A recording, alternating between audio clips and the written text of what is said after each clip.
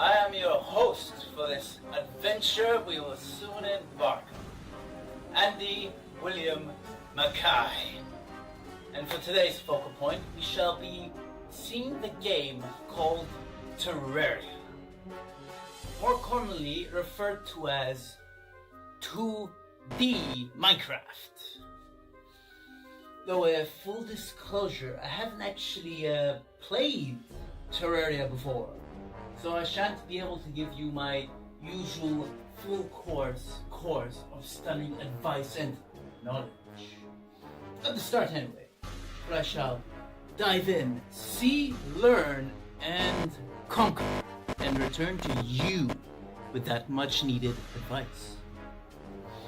And to keep things interesting for myself, I shall be playing on the hardest difficulty possible. What was that? Well, no matter. Now, without any further ado, to not waste any more of my time, let's go towards Terraria. Will you shut up? I'm trying to sleep here!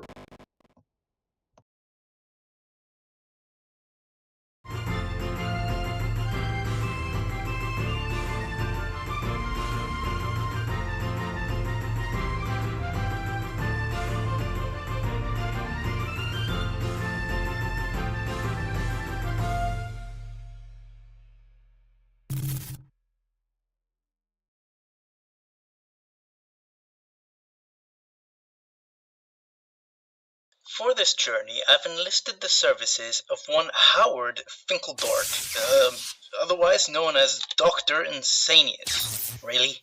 This is the only guy I could afford? Wonderful! Well, whatever. Insanius, commence sacrificial pawn protocol.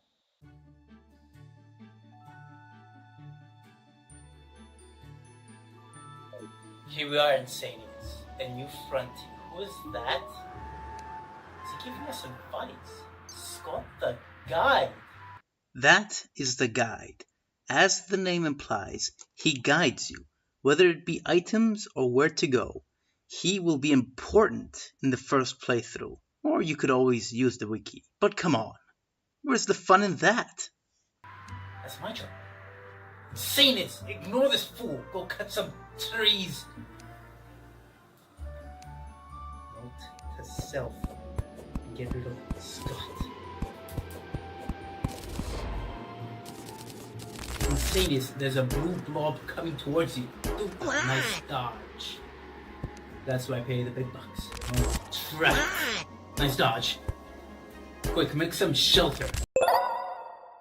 Shelter.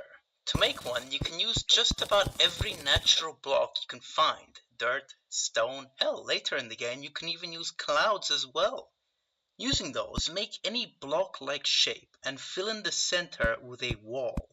Place a chair, a door, and a torch, and voila, a house. Or you could do what I just did, and dig into the cliff. So you have to engage in combat. Impossible! What's with that tiny range? Basic combat in Terraria can be boiled down to just this. Get as close as possible and use the bronze short sword to attack.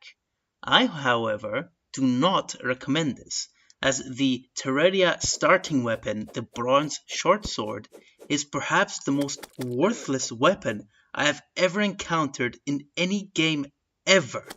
And in the early game of Terraria, where you are squishy and vulnerable, getting close enough to attack with the bronze short sword means your enemy is close enough to hit you as well.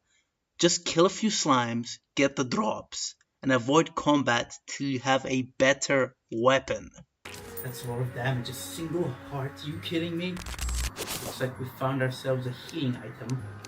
No hunger bar, just health. There, the crafting table. Torch up. It's kind of dark in there. Oh no, a slime! Run, Insanius! Oh, no! Oh, traitor! That should keep us safe. Put a torch up. It's kind of dark in here.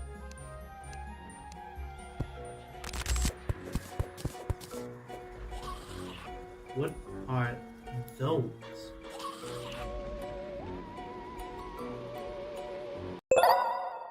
Those, my dear idiot, are zombies. One of the many, many enemies in the game.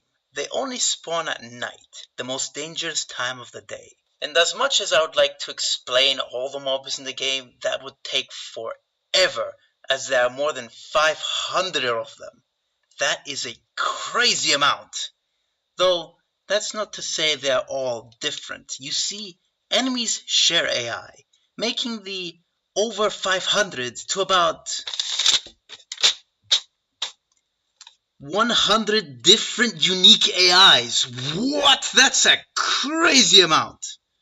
Well, obviously I can't cover all of that. But luckily, the game has a bestiary, and any monsters you've encountered can be seen through that. So give it a look whenever you feel the need. Well, they can't get in, that's good. Wooden armor.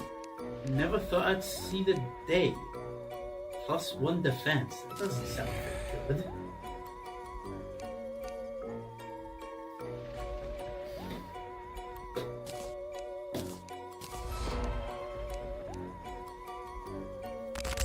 Well, that's clearly important. I need to find more of that stuff. Ooh, that looks important. No, we should wait until morning. Did it just despawn? Yep. During the day portion of the cycle, all stars despawn and all enemies go away. Still, doesn't mean it's safe though. Well, we made it through the dark. Oh no! Trapped. Again! It's saying this, you have to get out of here.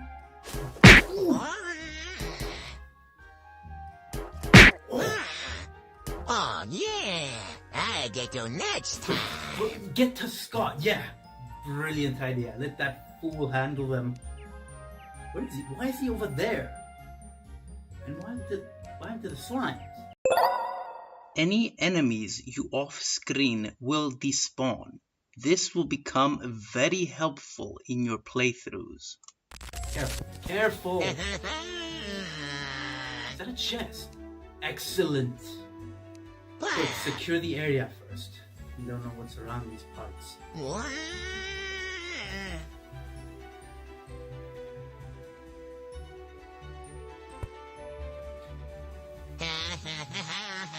I win. Don't know what any of this stuff is. Forget all of it.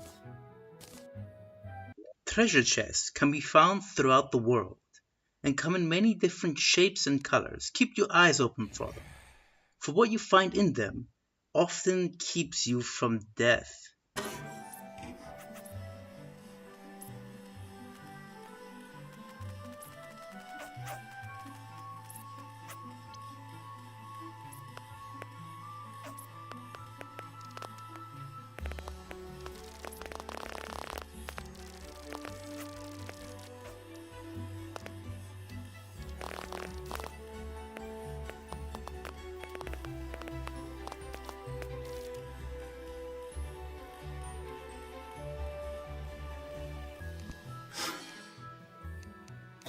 Our little kingdom of dirt and hope might not be much right now, but soon it will be a kingdom fit for a king.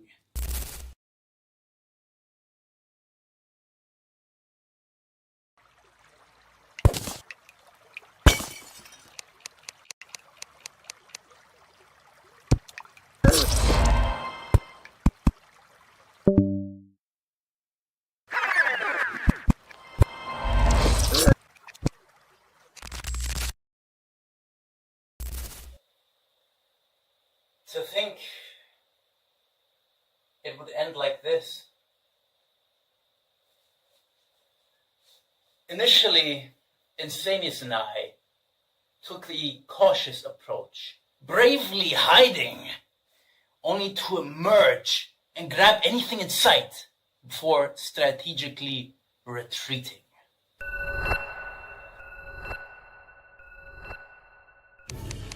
Now's our chance. I'm bad. Yes. Ooh, another one. Sometimes we would even get lucky. Woohoo! Yeah. Such caution was warranted considering the difficulty we were in. All actions were calculated to provide maximum efficiency, especially in combat. Yeah. Yaha. Oh, yahoo. That was dumb. Even then, all our caution could not prepare us for the unknown. Is that an eyeball? And our progress, when descending into the bowels of the unknown? Inspiring.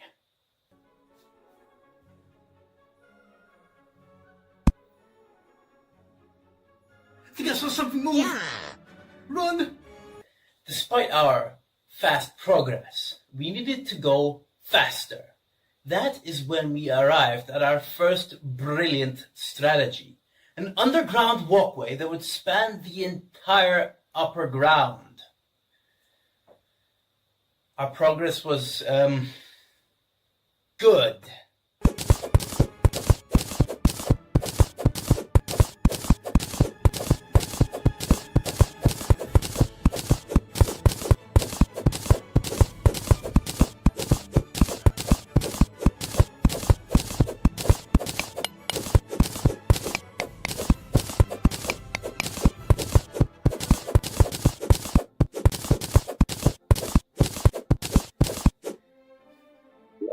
This is gonna take a long time.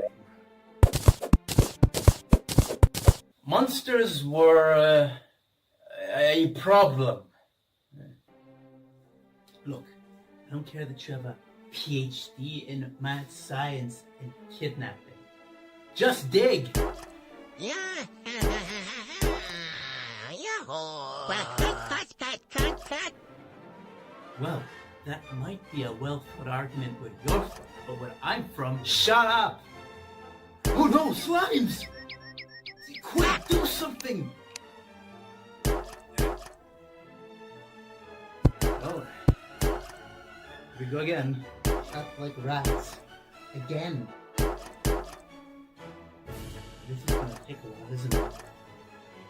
Unable to bear our progress, we decided to go underground again. It didn't go so well.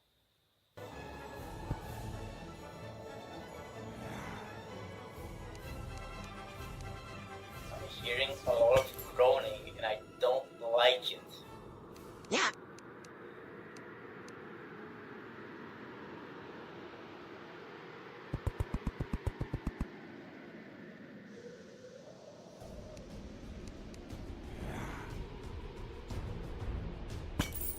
Oh no, a zombie! Quick run! Made it. The depths proved to be far too deadly.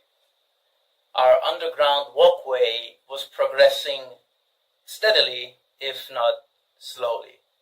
And the nighttime was simply far too dangerous. Why is it always nighttime when we spawn? Only during the daytime could we find any sort of relief. As such, we took our opportunity. And then we went right. Insanius, you're a terrible swimmer. Get some lessons. More slimes coming. Ugh, best to just go back. It's not worth the battle. More slimes are trapped again. We're gonna have to fight our way through. Ugh. Ugh. Made it. Going right didn't really pan out. So then we went left. Turn around. That place is clearly evil. Then we went right again.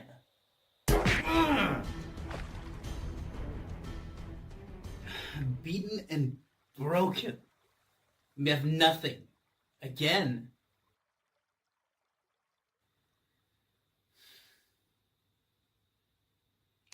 Let's just return back to base and come up with a new strategy. And we'll just keep working on the tunnel until that gets us somewhere.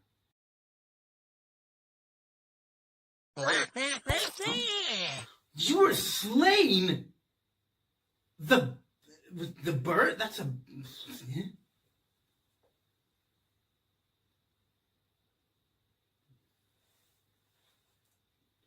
Well, this is our first death. Okay, Insanius, stop playing around. You can respawn now.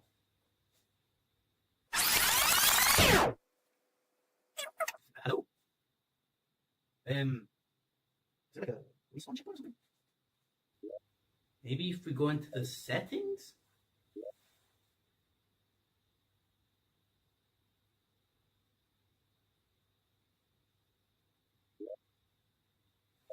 Oh no.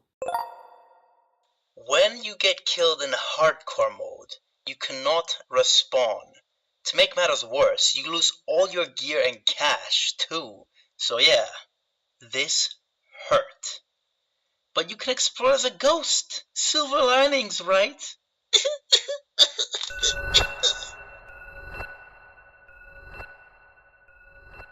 Oh yes. Dr. Insanius is no more.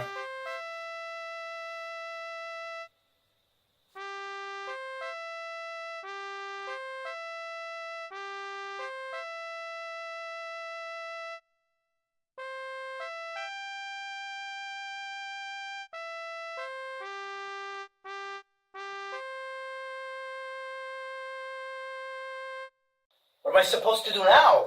Insanius was the only one cheap and dumb enough, brave and courageous enough to be... I need a new plan. There is this one option. It's far too risky. But what other choice do I have?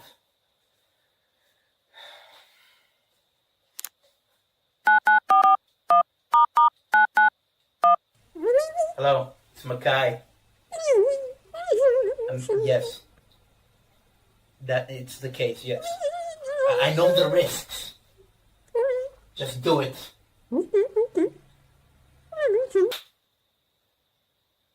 What have I just unleashed upon this world? Oh goody, it's here.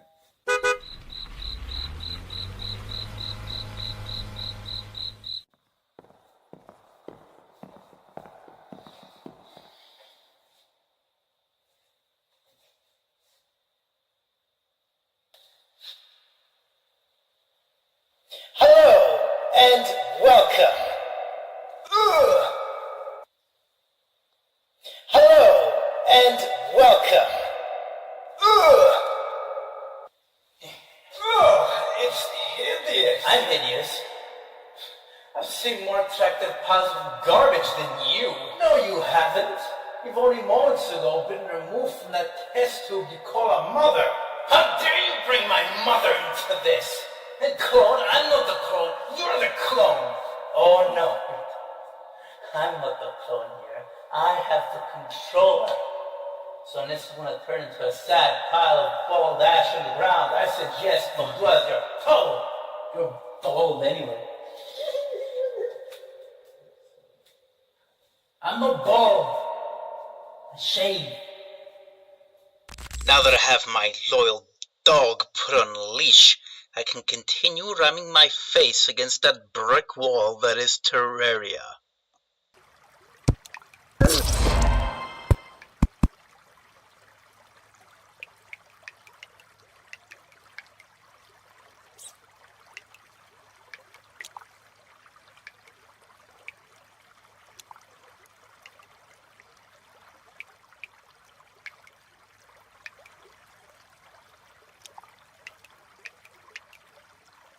You have failed me for the last... Only failed me once! The first and last.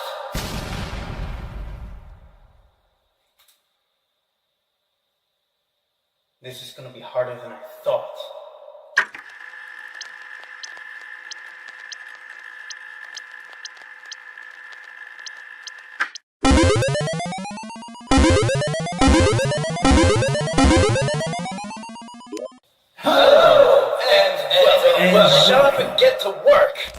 To explain my next point, I have to tell you a little about myself first. You see, video games are ultimately about choices. Do I want better armor or better weapons?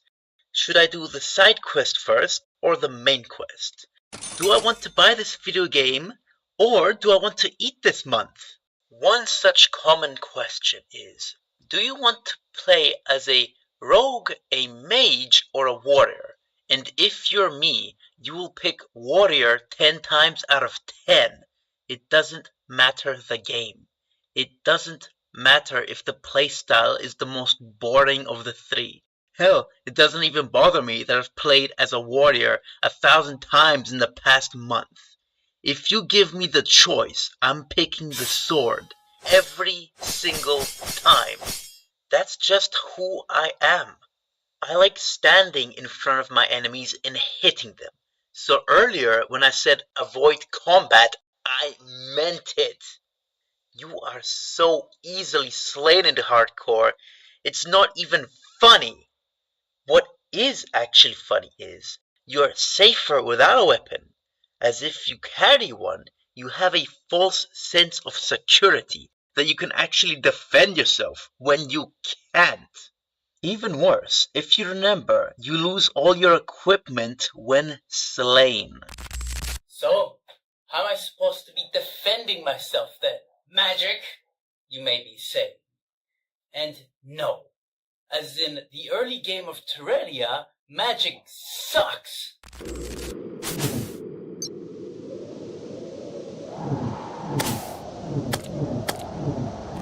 What I'm saying is, you won't be defending yourself.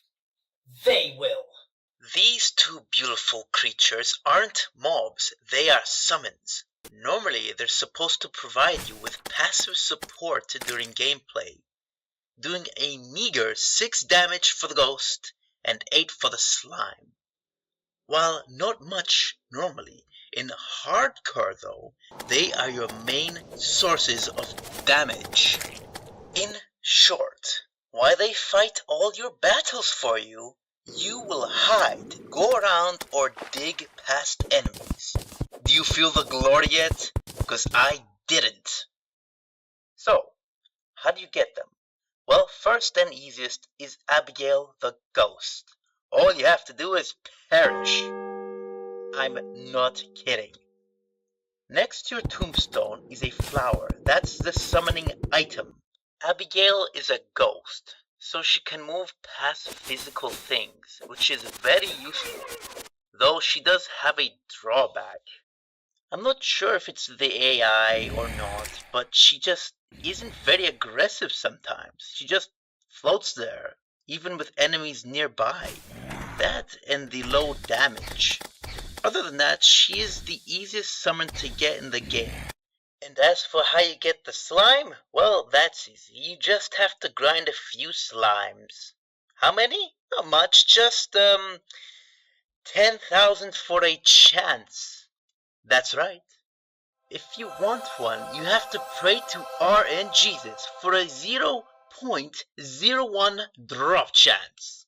And if you somehow get it, you are rewarded with a aggressive, borderline psychopathic slime attack dog. It's great! And if that hasn't sold you on the summons yet, it gets better. They take no damage, and there is no reason not to bring them with you. But wait, don't just bring the summon item. If you're slain, you lose them. Instead, use the summon item, then place them in the chest, and the summons won't despawn. Okay, now that that's over with, what are the idiots doing?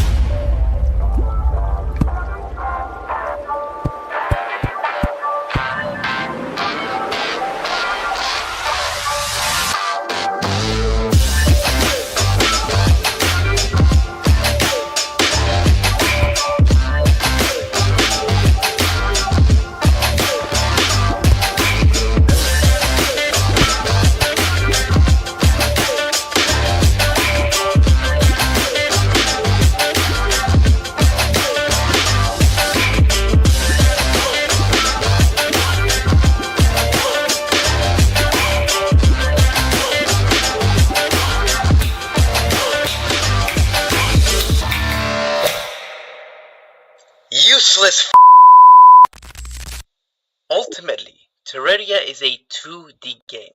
As such, you can only move in 4 directions. Up is obviously out. Going right leads me to the jungle biome. The jungle being, in my experience, one of the hardest biomes. There is a reason for this, which I'll get into in a later part of the video. But for now, the reason I don't like it is because of jungle bats.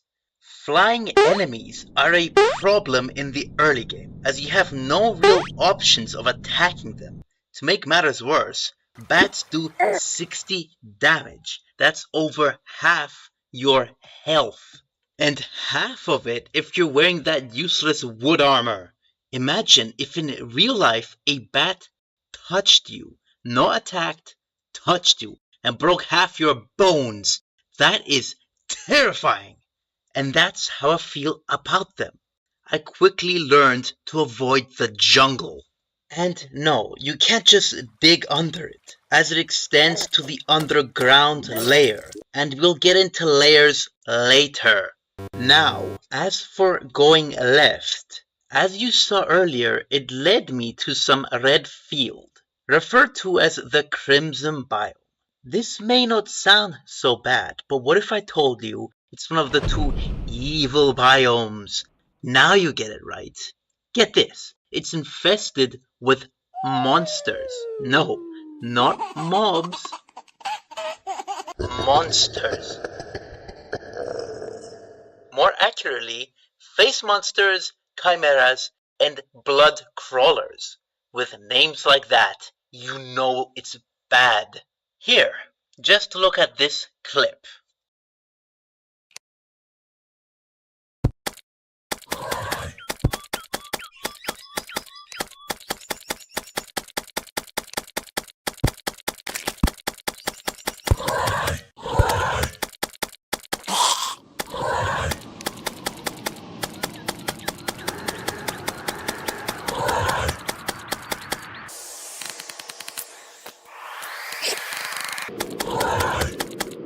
But I still went there anyway.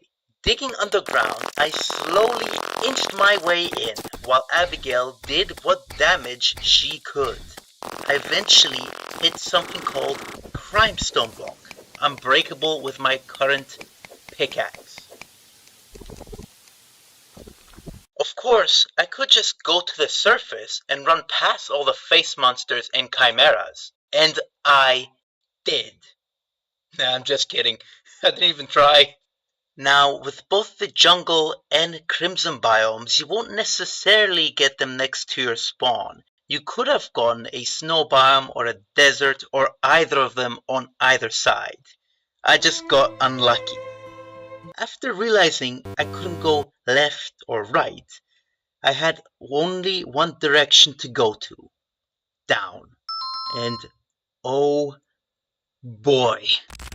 Why do I have to be the first one down? Clone 2 should go. He's uglier. Here we go. An eyeball! Run! There's another one! What'd I do? What'd I do? There. Safe. Now to wait till they go away.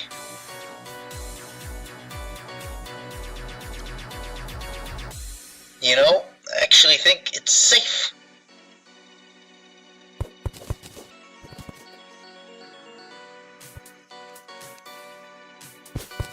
Freedom! You're going to have to explain to me just what your problem with me is. You're an eyeball. You have no mouth. You can't eat me. What's that huffing sound? Teleport!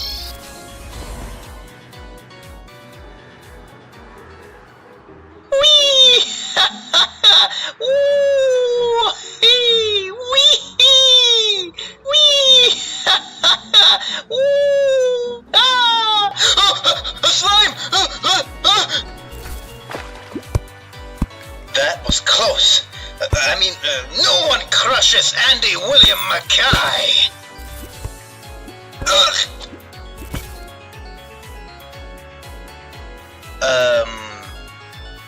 Hello?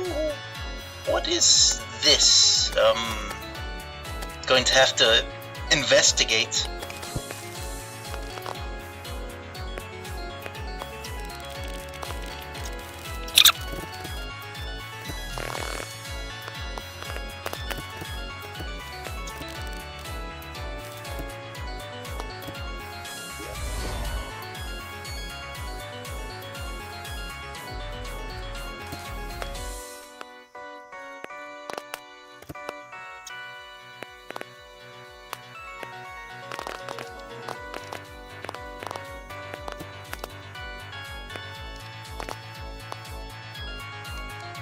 Well, that went well. Though I should probably go back. Teleport! Ugh.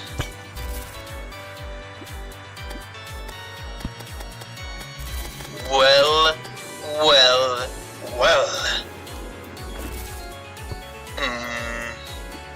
Inventory is full. I need to go back. But I have no teleportation potions, so I have to walk back. But what if I'm slain by monsters? The original is gonna be mad at me. And the other clones are gonna make fun of me. What should I do?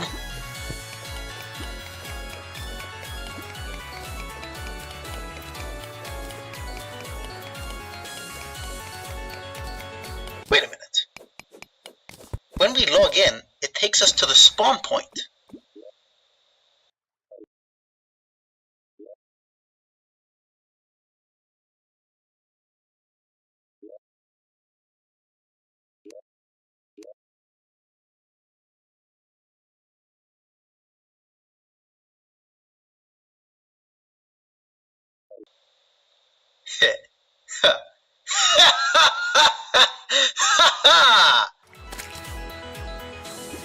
Oh no! Looks like this is it! Is what I would say if only I couldn't teleport!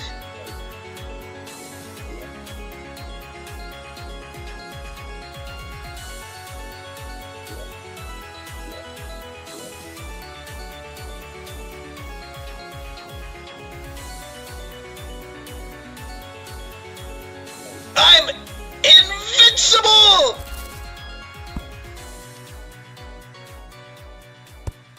Ugh!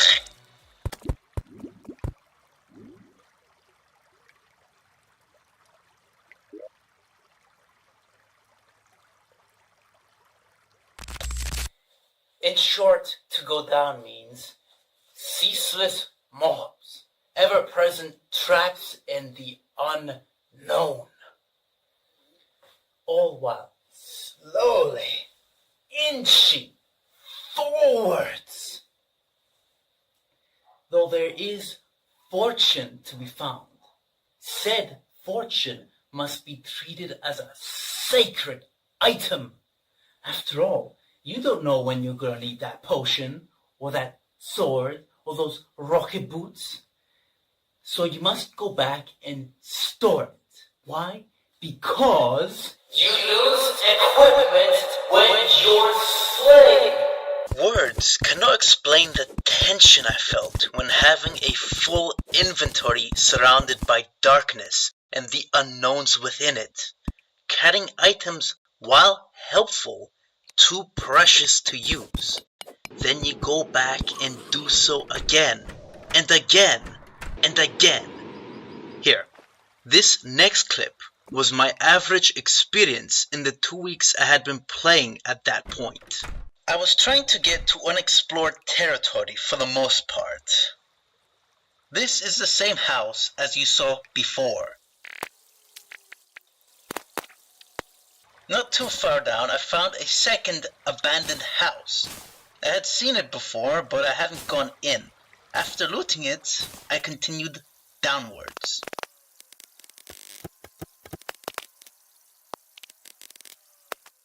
Only 2 moments later, get attacked by a worm. My summon dealt with it, while I hid.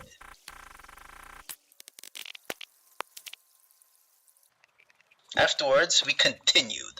Next thing we found was a red thing. I didn't know what it is, or what it's for, so I just ignored it. So far, all of the things here I've seen before, but I was heading close to new territory.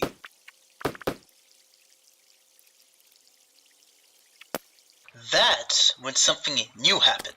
A cave bat. Seeing it, I fled. I logged in, geared up, and tried to return. Only it was nighttime, so I didn't want to risk it. I waited. For 10 whole minutes. When daytime arrived, I went back down.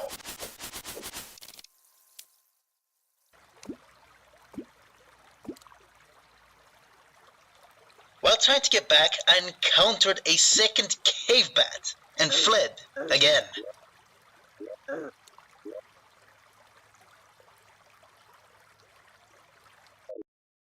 After logging back in, I went down again. Knowing that there's cave bats now, I decided to dig past them. Me digging past obstacles and enemies becomes a common strategy going forwards. And I call it the inchworm strategy, as you're in the dirt traveling 1 inch at a time. Eventually I saw this red glowing thing. After a lifetime of video games, I knew it would either help me or doom me, so I went towards it.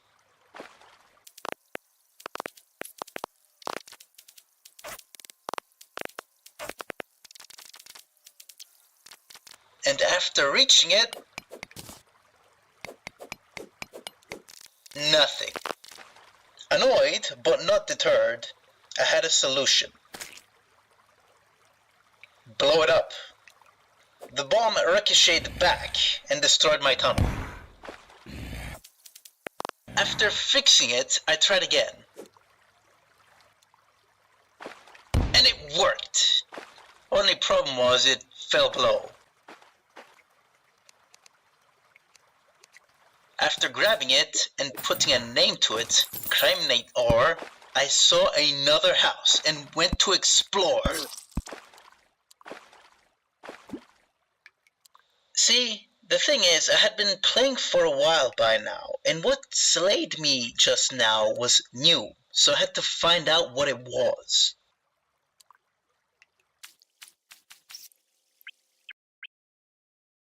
Only it was nighttime, so I had to wait again. Finally daytime, I went down again.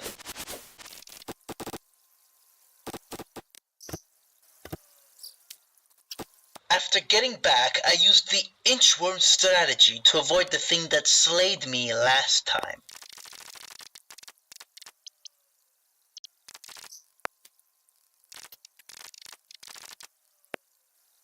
I looted the house, then teleported back. I didn't want to lose more loot.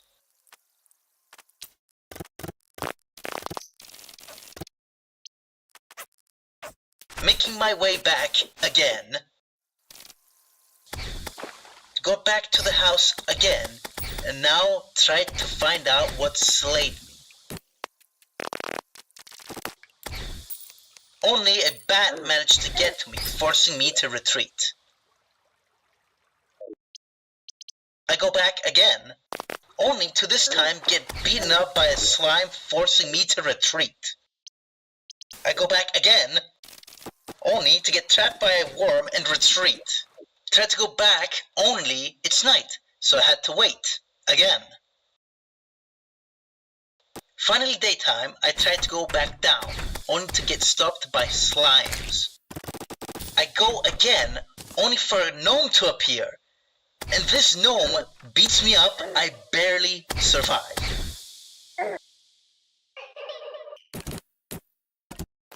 I go down again, get beaten up again, retreat. Go back down again. Make it back to my tunnel. Only there's a bat in there as well. Get beaten up, barely survive. Make it to the house. Only to get beaten up by a second bat. I light a campfire to heal up. Only for a giant Shelly to appear. Not knowing how big a threat it was, I confusedly panicked. Then it attacked, causing me to retreat again. I go back again, make it back to the house, securing it. Try to get back to what slayed me, only to get attacked by a worm. I deal with it, go forwards, and find nothing. It was nothing. The thing I was looking for, if you look closely, you can actually see it. See that one random block? That's a dart trap. I didn't know it at the time, of course. And this 7-minute clip, as I called it, took me 2 hours in real time. Yeah, this sucked. You might have noticed that traps became an issue. And if you haven't, let's play every clone's favorite game! Spot! Trap!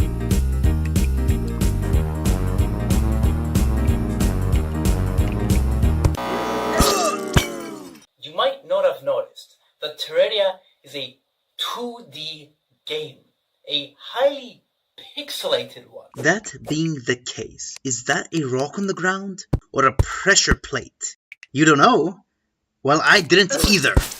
Luckily, I eventually figured out that if you mined a part of the trap, then held it, you could see the wires. This was a huge discovery for me, as with this, I had no longer cause for fear of traps. Going forwards is what I would say, as for some reason it didn't register to my mind that I could do that. Yes, I saw I could hold traps to see wires, but I didn't think to bring it with me to do so until much later. So in short, traps were still a problem for me. Now, in the whatever insert time here moment this video is, you might have noticed that I haven't brought something up, or rather, the lack thereof something I haven't brought up. And it's a question that the clones and I have been asking ourselves since day one. What are we supposed to do? In fact, if you've been paying attention, it sort of looks like we're wandering around aimlessly. Well, that's because we are. In fact, the dart trap clip from before, that's what that was. We thought it was a story thing, some sort of underground temple. After 2 weeks of wandering, that dart trap was the only new thing we found, but it was nothing. So after more aimless wandering and many more slimes, boulders, dart traps, and bats, we had enough. Remember how I said that when you get slain, you could explore as a ghost? Well, we didn't use it. We considered this a form of cheating. As such, ignored it. Until now. After exploring as a ghost. Guys, I found a blue mushroom covered force underground! We now had a direction to go in. Seeing this, clone number 5 took the plunge, being the rambunctious go-getter he was, looking to make a name for himself. RNGesus, damn it! I just had to lose that rock, paper, scissors game. Well, look at what we have here. Teleport! Now the run back again. Seriously, what is the point of armor if it does 2 less damage? Don't bring any weapons, he says. You'll just lose them, he says. It's not like his life is on the line. I'm finally here. You know, staring into this new blue abyss. I can't help but wonder what's going to try and kill me next.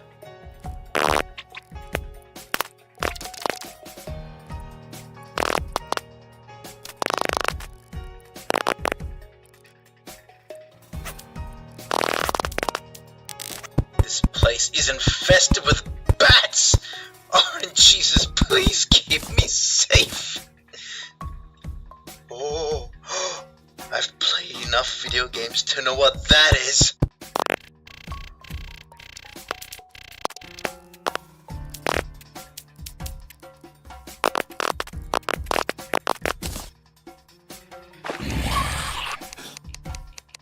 is what I think it is! This was a huge discovery.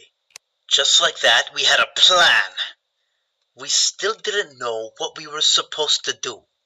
But if we could just look around and explore a little without getting crushed by boulders, shot by darts, and beaten up by mobs, we could find something and go forwards. And this little baby just gave us that chance. 20 HP, while not much, if you could get more of it. The possibility! Boulders do 400 damage. That's why I need more.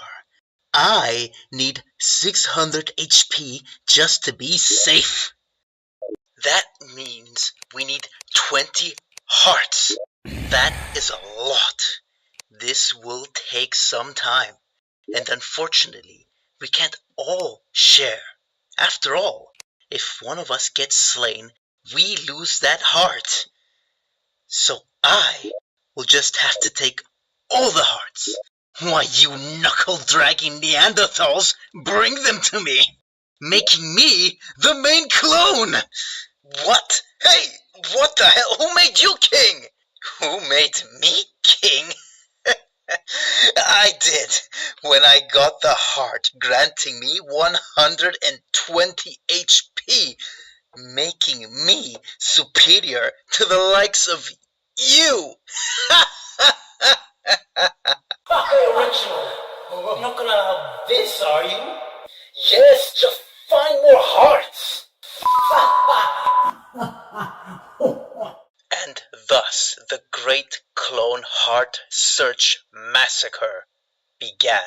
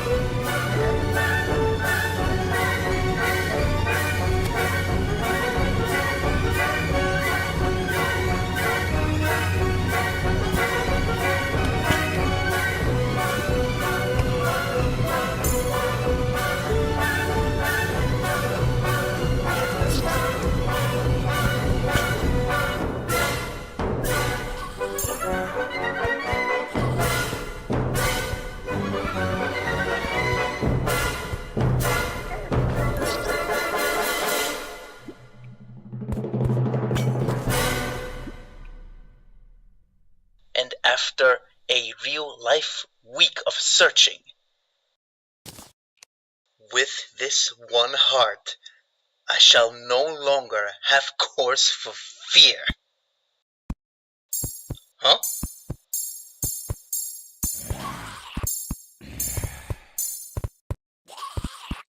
Oh no! Turns out 400 HP is the max. Even now, a single boulder was enough to one-shot us. Not so great now, are you? Oh, I'll show you how great I am!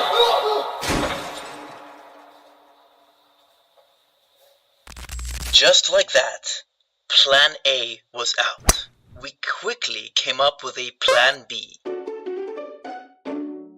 Have a backup clone with 400 HP just in case. Only problem that was that hearts don't really respawn, meaning worlds have a finite amount, meaning we have to go further and further out just to find any.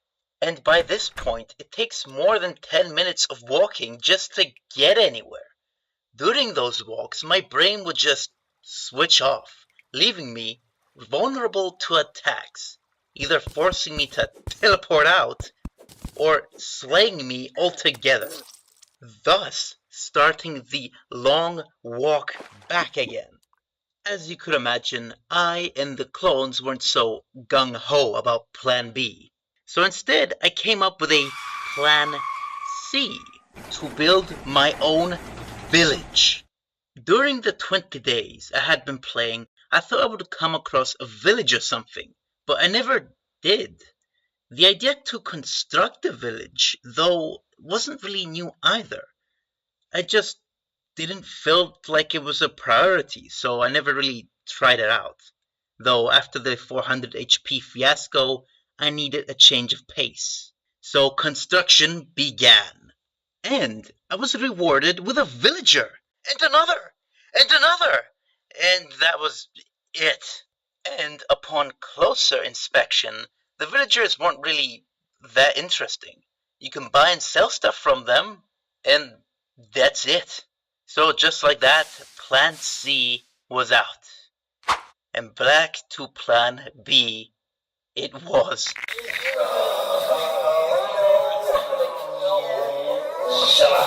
Shut up, you'll do it and you like it. And thus, the second Great Clone Heart Search Massacre began. In the time it took for the two Great Clone Search Heart Massacres to unfold, I had discovered a few things. 1. At this point in the game, armor is kind of useless. You may have noticed how the armors I wear keep changing and that sometimes I'm not even wearing any at all. The reason being, what's the point? Seriously, the basic wood armor doesn't do anything. But what about the others? Well, you need to locate, then mine either copper, iron, tin, lead, gold, silver, platinum, or tungsten ores first. But gold, silver, platinum, and tungsten ores are hard to find and should be safe. So you have copper, tin, iron, and lead as exposable options. And not just one or two of them. You need to find at least 50, sometimes more. And what do you get in return? Well, a basic attack from a slime does 18 damage with no armor. With the armor,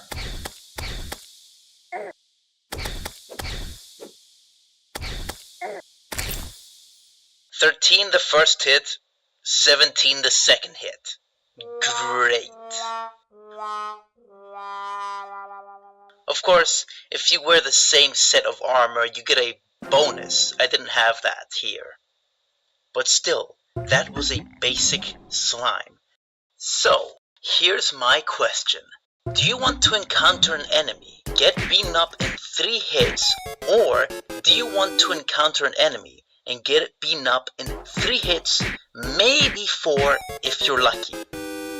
And what about traps? well, they still one-shot you anyway. And then you lose the armor and wasted all that ore you found. It's just not worth it. Second thing I discovered, fairies exist. Hey, listen! And they are kind of both extremely helpful and utterly useless. Why? Well, fairies do one thing and one thing only. They fly towards treasures, so hearts/treasure chests. There have been many times when fairies have helped me find hidden things, sometimes even when I walked right by them. And there have been times when I was walking through tunnels I've already been by, only for it to show up and do nothing. Or worse, just go to an empty chest. I could just remove the chests, but I only have so much inventory space. And I didn't really figure out how to remove items until later, so I guess fault's on me for that. Though the worst part was, sometimes fairies flew towards chests I myself put there, just to store items. So yeah, helpful only if you're exploring uncharted territory. The third thing I discovered, the weather. Yes, let's talk about the weather. Weather in Terraria gets weird. When it rains, flying fish appear, zombies with raincoats, and slimes holding umbrellas. If it's windy, you can see slimes being carried by balloons. And sometimes it can even rain slimes, quickly filling up the screen with them. It gets crazy. The fourth thing I discovered was the underground. It seemed to change the deeper in it I got. For example, at the start you would typically see slimes and giant worms. But deeper in, you would see bats, skeletons, giant shellies, the works. But perhaps the most insidious of all, a new type of trap. An exploding chest. This trap filled me with a new sense of dread every time I saw a chest. Ideally, you should stop near the top, as it's safer of dealing with slimes and all that other stuff. The fifth thing I discovered was train tracks.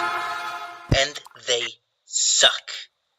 If you use them, you can still get hit by mobs, and they take you so far, there's no telling what's around you.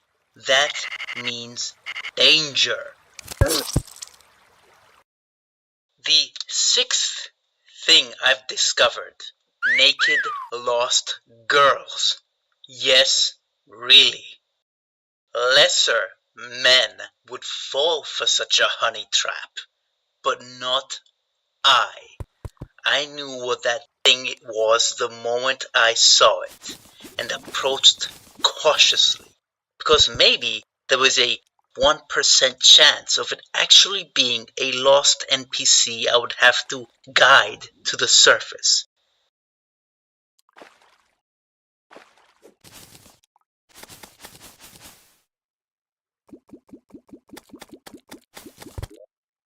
But it was not. It was actually a mob named a nymph, to be exact. A rare mob that has a chance of dropping a metal detector. So don't waste this chance.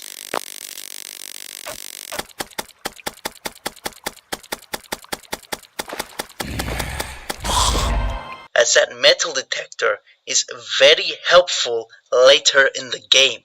And the last thing I discovered was how desperate I had become. Since the start, I had been trying to find something to progress. At first, I wasn't too bothered by it, but as the hours increased to days and the days into weeks, so did a voice in my head. What am I supposed to do? But it wasn't too big an issue, for I would surely find something, right? Well, I never did. The more I explored, the more I learned about the world, the less likely it became I would find something. Until day 29. I was exploring deep in uncharted territory, looking for hearts or a way forward, like usual. The mobs and the environment long became familiar to me. until I saw something new. A ghost. Normally, I would have seen this as just another mob, but by this point I was so high-strung and obsessed with finding something. I saw it and thought, that is the way forward. Thinking that, I promptly investigated and was promptly slayed. But I was not deterred and went back and found a mansion right before a ghost spawned in right in front of me and slayed me again. Now I was more convinced than ever that that mansion was a way to progress the story, so I went back again. This time I was chased by the ghosts and had to retreat when a bat joined the chase. I tried to go back again, only to get beaten up by a slime of all things and have to retreat again. Still not deterred, I not only went back, I doubled down. How? Well, I brought potions with me. Me, I did that. I'm the guy who played this game for 29 days at this point, with no knowledge, no wiki, and no help, saving every single item or potion I got my hands on, in fear that if I used them, I would just waste them. Me, the guy who even now played the game with barely any armor, no weapons, and no movement increasing boots, slowly, oh so slowly trudging along to places that take over 10 minutes to get to, over and over and over again. Me, I did that. I felt so strongly about these ghosts. I willingly brought not one, but 2 potions I considered precious resources, just so I could get to them. Upon arriving, I used the potions, turning me invisible, allowing me the freedom to look around, and after looting the place, I was attacked by a bat and had to retreat. It was obvious what was going on now, but I had to go back just to be sure, and so I did again. Turns out, it was just another abandoned house, like the rest. The ghost was just a mob, called a wraith, that spawns in if you connect a statue to a wire and pressure plate. Then reality set in, and I wasted all that time for nothing. Or maybe not. 'Cause now I knew that the statues I had been collecting the entire game as decorations could do more than just that. After 12 days of looking, we, but more importantly, me, found 14 more hearts, making this the second clone with 400 HP. Finally feeling safe, I decided to use one of them.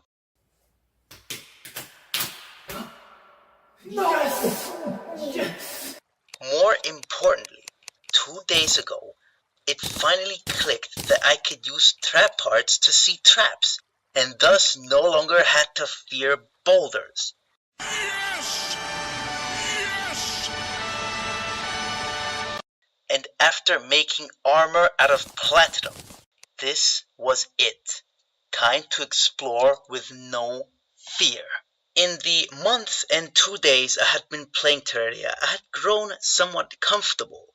The traps, mobs, biomes no longer instilled me with dread. It had just become an everyday thing. Sure, I still got slayed a lot, but it was no longer personal.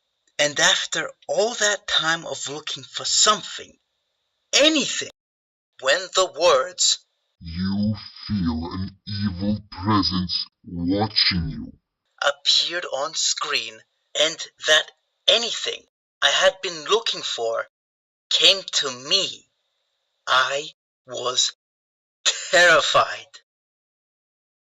And as much as I want to show it, I can't. Not because I'm trying to build suspense for part 3. No, it's because I got so freaked out, I didn't record. Long story short, I tried my best. But even with 400 HP, platinum armor, my best weapon, and potions. I couldn't beat it and had to teleport out. As soon as I got back, licked my wounds and tried to come up with a plan D. After realizing my best wasn't good enough, anything came to me again. A goblin army approaches from the west.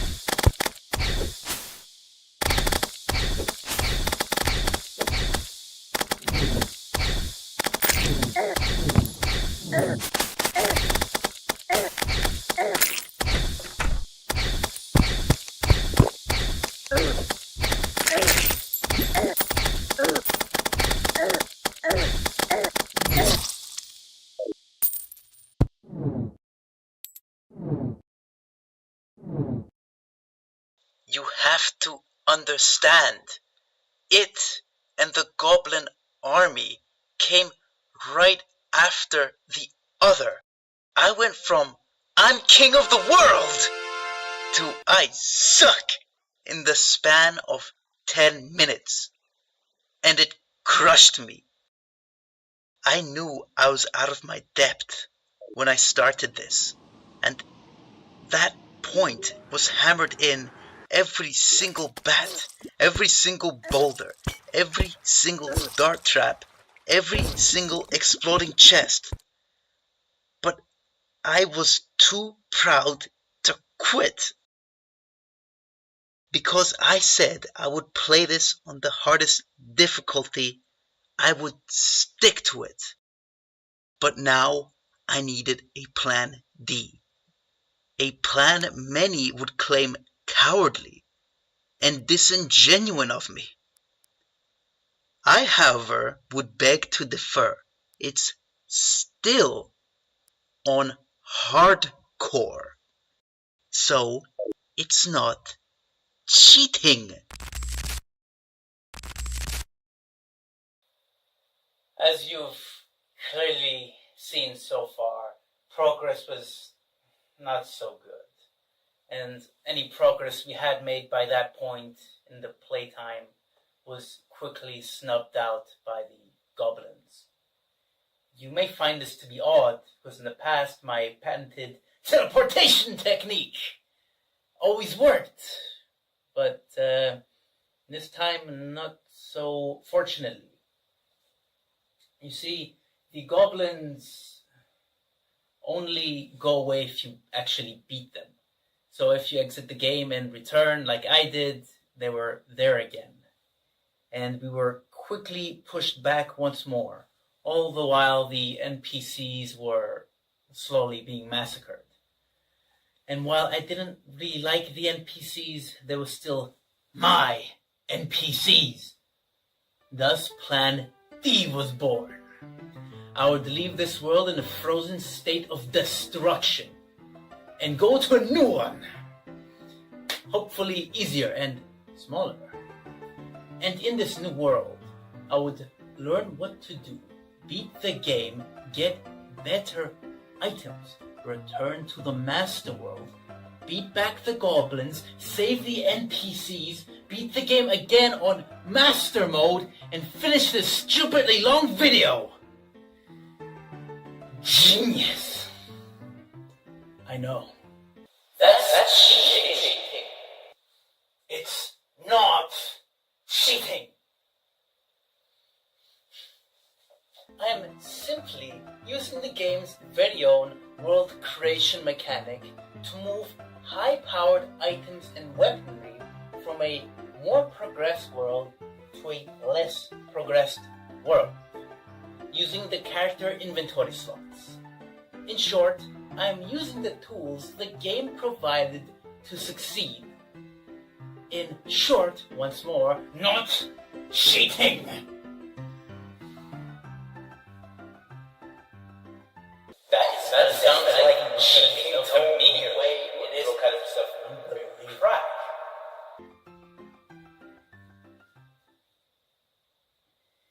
even one of you so much as thinks about implying that I am cheating, you will be introduced to a swift oblivion.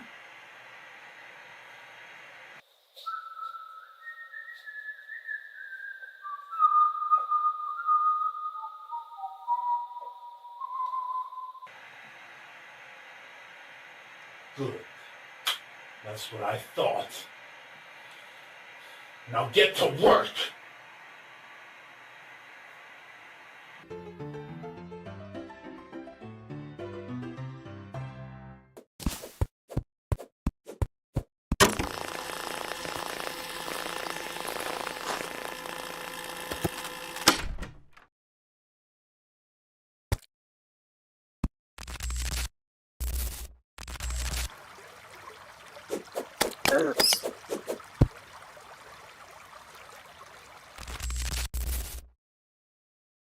Upon entering this new world, we knew it would be easier, but by just how much? Well, the answer quickly revealed itself, because soon we found ourselves doing things that only a day prior we would consider to be madness. Openly exploring the surface, fighting enemies with no summon, exploring the underground with no caution, fighting bats without teleporting, and most shockingly of all, getting hit by traps and surviving. See that? I had no idea dart traps do poison damage. Before this, they always slayed me in one hit and couldn't see it. This revelation emboldened me so much, I even rode train tracks. Rats! Foiled again! That boulder did 160 damage. That's less than half. That means I need 200 HP. So 5 hearts. But I don't have to look for 5 hearts. If only there was another way.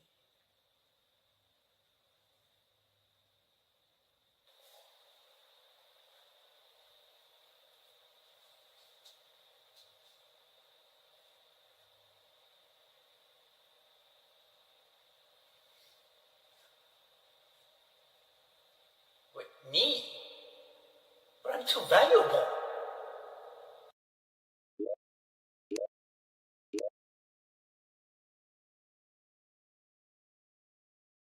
Oren, Jesus.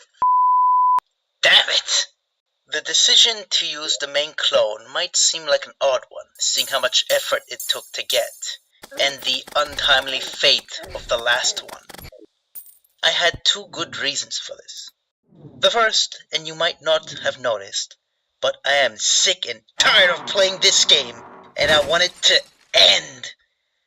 I have been playing this game for over a month with nothing to show for it. And the second reason, there's literally no reason not to. Just having 400 HP makes traps obsolete, and the enemies? From what I've seen, all enemies have a third of the HP and damage. They're useless now. That's not to say I'm invincible or anything. I can still be in danger if I'm not careful, but I can just run away. After all, unlike the last world, nothing can one-shot me in this one. And that's the biggest difference here. That just leaves one thing that could realistically threaten me now. It. Anyhow, I've long been curious about what was at the end of the world map. Before this point, it would have been impossible. Now, however, not a problem. Using the main clone, I went right, past the spawn, past the snow biome, past the crimson biome, all while being utterly unstoppable, until I reached a castle in the distance, housing an old man who, upon speaking to him, said something cryptic about returning at night.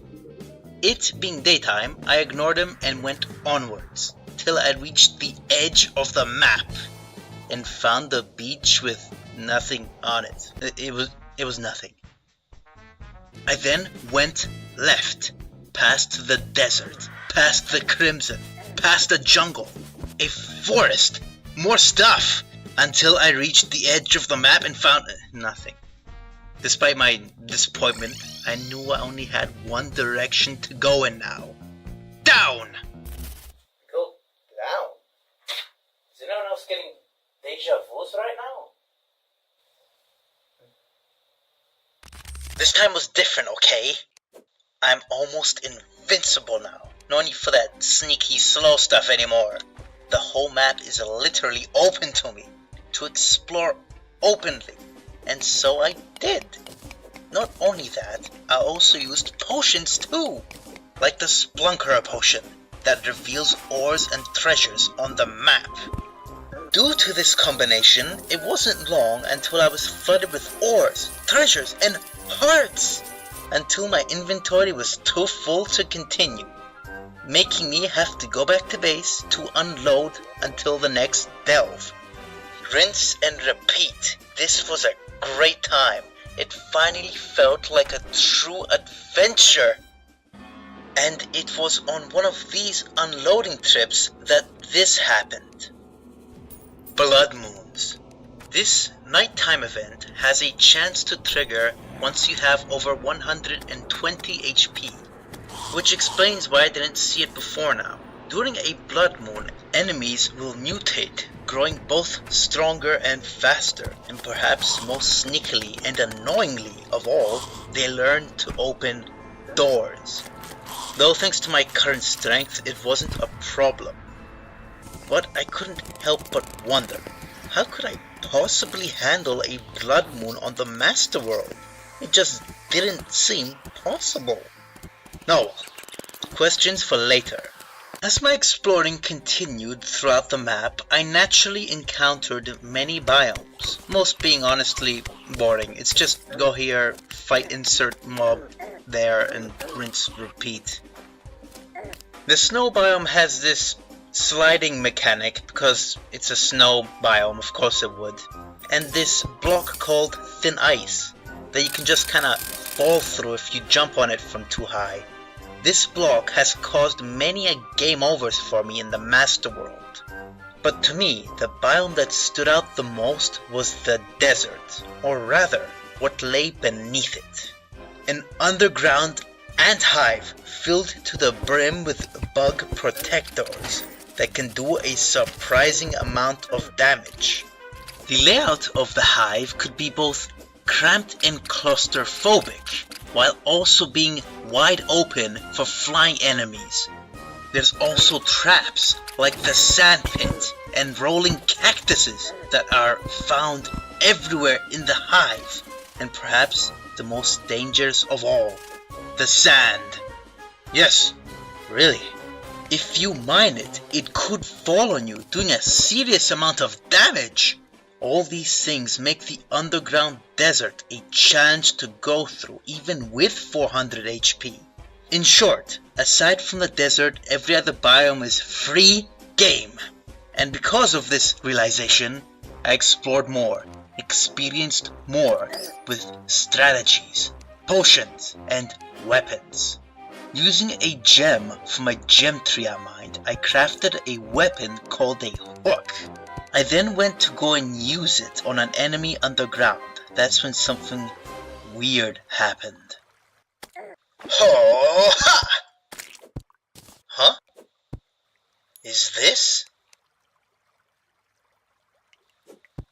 Huh. Whee!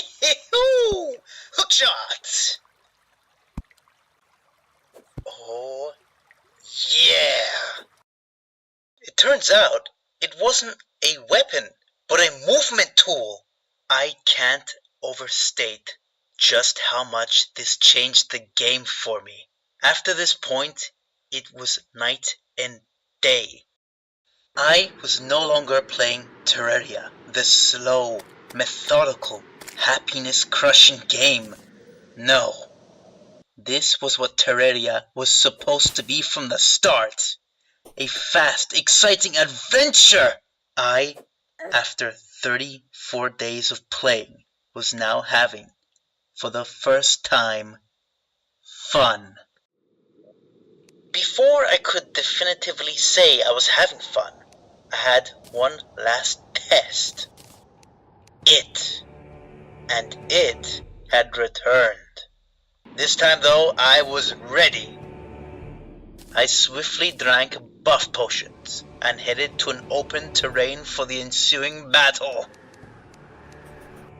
Then out of the darkness, it appeared.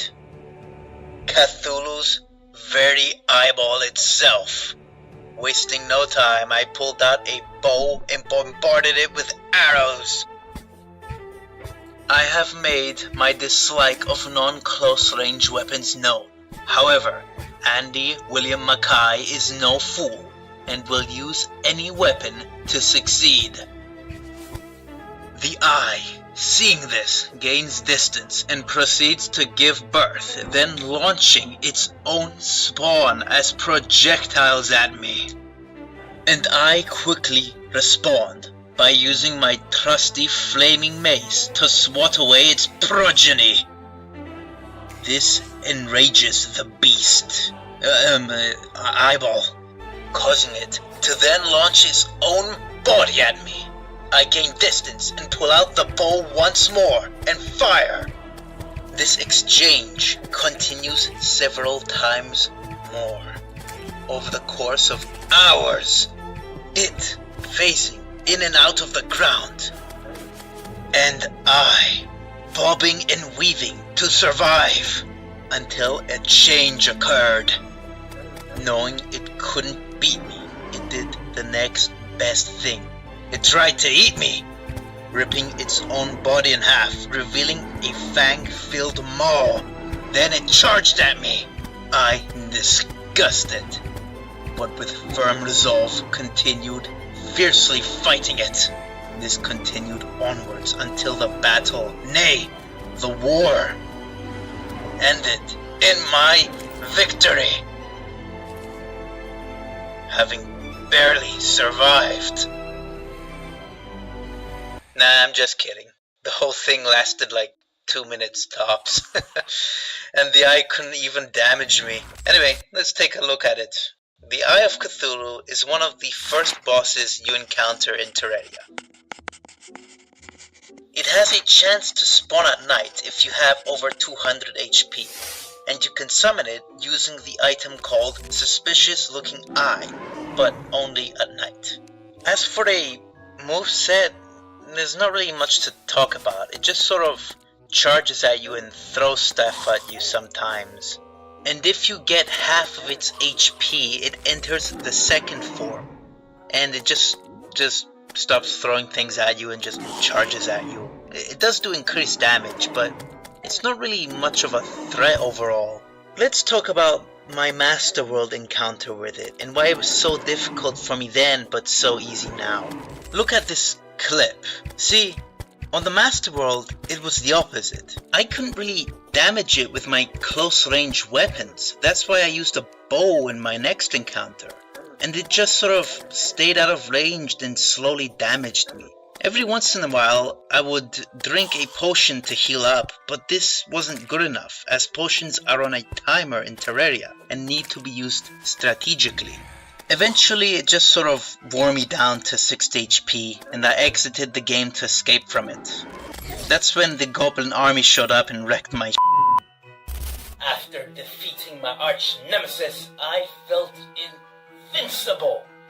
And using the confidence of this victory, I descended downwards like never before.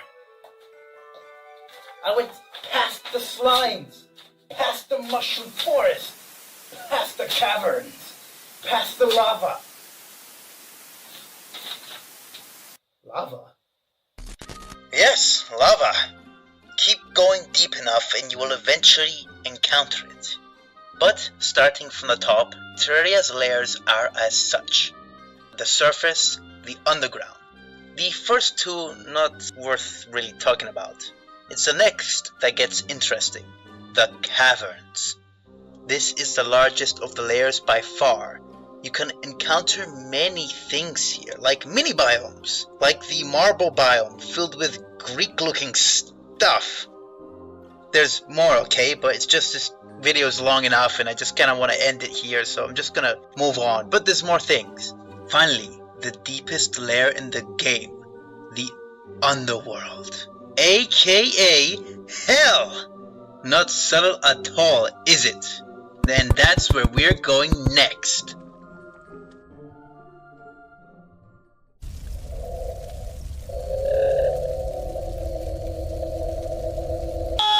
It burns! It burns! I just lost 2 hearts in 2 seconds! That is a problem. Well, it wasn't really a health problem because I'm maxed out. That means it was an equipment problem. I needed something. But what? And thus the search began. My first destination, the Crimson. After all, monsters and hell demons must have something in common, right? Upon searching, I was presented with a wide open area, and I could feel it in my bones. Let's just say, if this was an RPG, there would be a safe spot at the entrance. Inside the Crimson, I found beating hearts just hanging there. And then I proceeded to destroy it. I immediately knew where this was going. So I destroyed a second one. And finally a third one. The Brain of Cthulhu. I was not surprised by this. What did surprise me though was its name. I was seeing a pattern I did not like one bit. The brain was a bit more of a challenge than the eye was, but it fell just the same in the end. And let's talk about it. The Brain of Cthulhu spawns in when you destroy the 3 hearts as you just saw. In phase 1 of the fight, the brain is intangible, meaning you can't really hit it. You must do so indirectly. See those small eyeball looking things? Why is there always eyeballs in this game? They are called creepers, and they share a health pool with the brain. So because of how many of them there is, if you just damage them in a cluster, the brain's health will drop like a rock. Then it enters phase 2. The creepers then disappear and the brain attacks you instead. It's tangible now, so you just hit it and it will soon go down. Honestly, it's not really a big deal. What is important though is what it drops. Yes, it drops ores, yes, it drops that brain tissue. Get that along the side the ores it just dropped and go to your crafting spot right now. Okay, I'm going, don't shout. Using the materials, you can craft a set of armor called the Crimson Armor. This is my favorite armor in the game. It is by no means the best armor, not even close, but it is the armor that showed me what armor in Terraria could be. With a base defense of 19, it has a set bonus of regeneration. Couple that with a regeneration band and you're set. Anyhow, aside from the Crimson Armor, the Crimson Biome itself was a bust. There was nothing for fire resistance. But I wasn't out of options just yet. I still had the old man to talk to. Waiting until night, I approached to talk to him. Only for him to transform into a skeleton out of nowhere! This is the skeleton, the Dungeon Guardian. Despite its cool title, I don't have much to say about it. There's parts to it. 2 hands and a head. You just have to get rid of the hands and that just leaves a spinning head there you can just take pot shots at. I don't know, maybe you find this one challenging, but I didn't.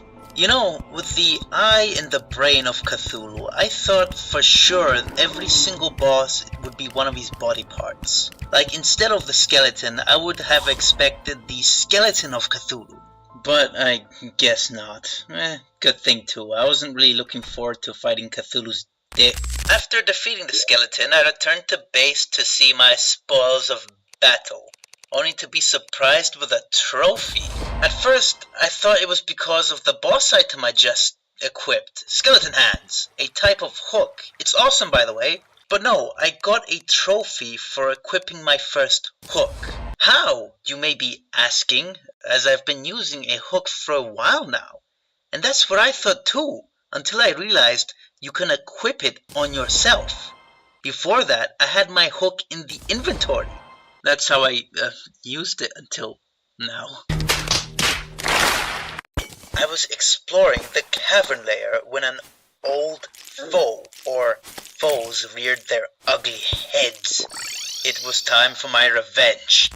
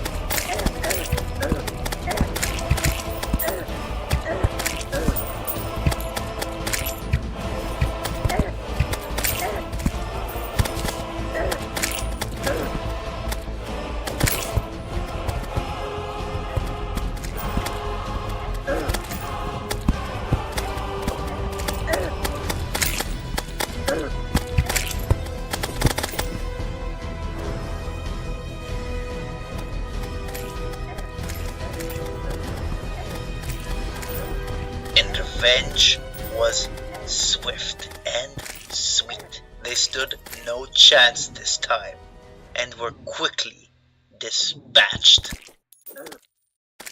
Many other such things happened in this time. I built a town.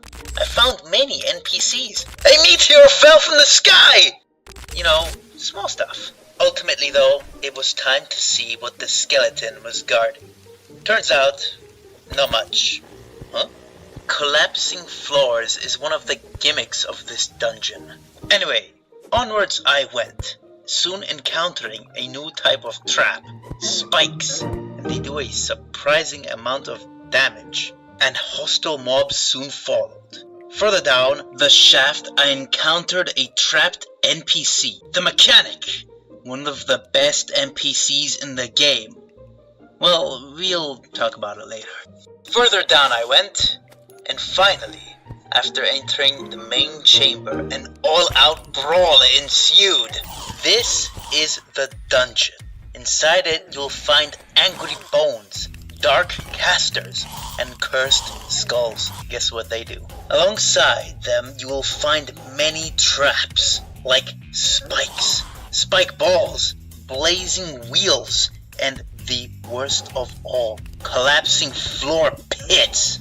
Your first time in here will be tough between the mobs and the traps, especially the mobs, as the spawn rate in the dungeon is through the roof. This means you have to fight for every inch of progress you make. all while jumping over, outmaneuvering, or outright falling for all the traps you encounter. This was my first true test in Terraria. In the Master World, everything one-shot me, and before the dungeon, nothing could damage me, underground desert aside.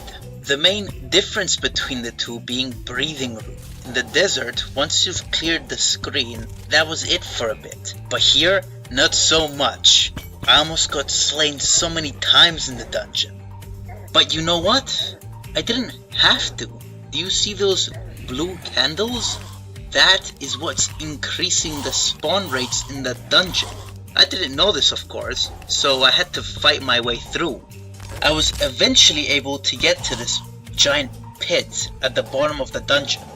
This was obviously a boss fight 100%. I then went back to base, got some rope, and used it to make a rope bridge for the boss fight that was sure to come. But there was no boss. I mean, I guess there was one skeleton guy, but that's just disappointing. Does that mean you should just ignore the dungeon? No, as you need an item called a shadow key for later. That, and there's some interesting things here, like the cobalt shield in the blue moon mace. Well, interesting for me.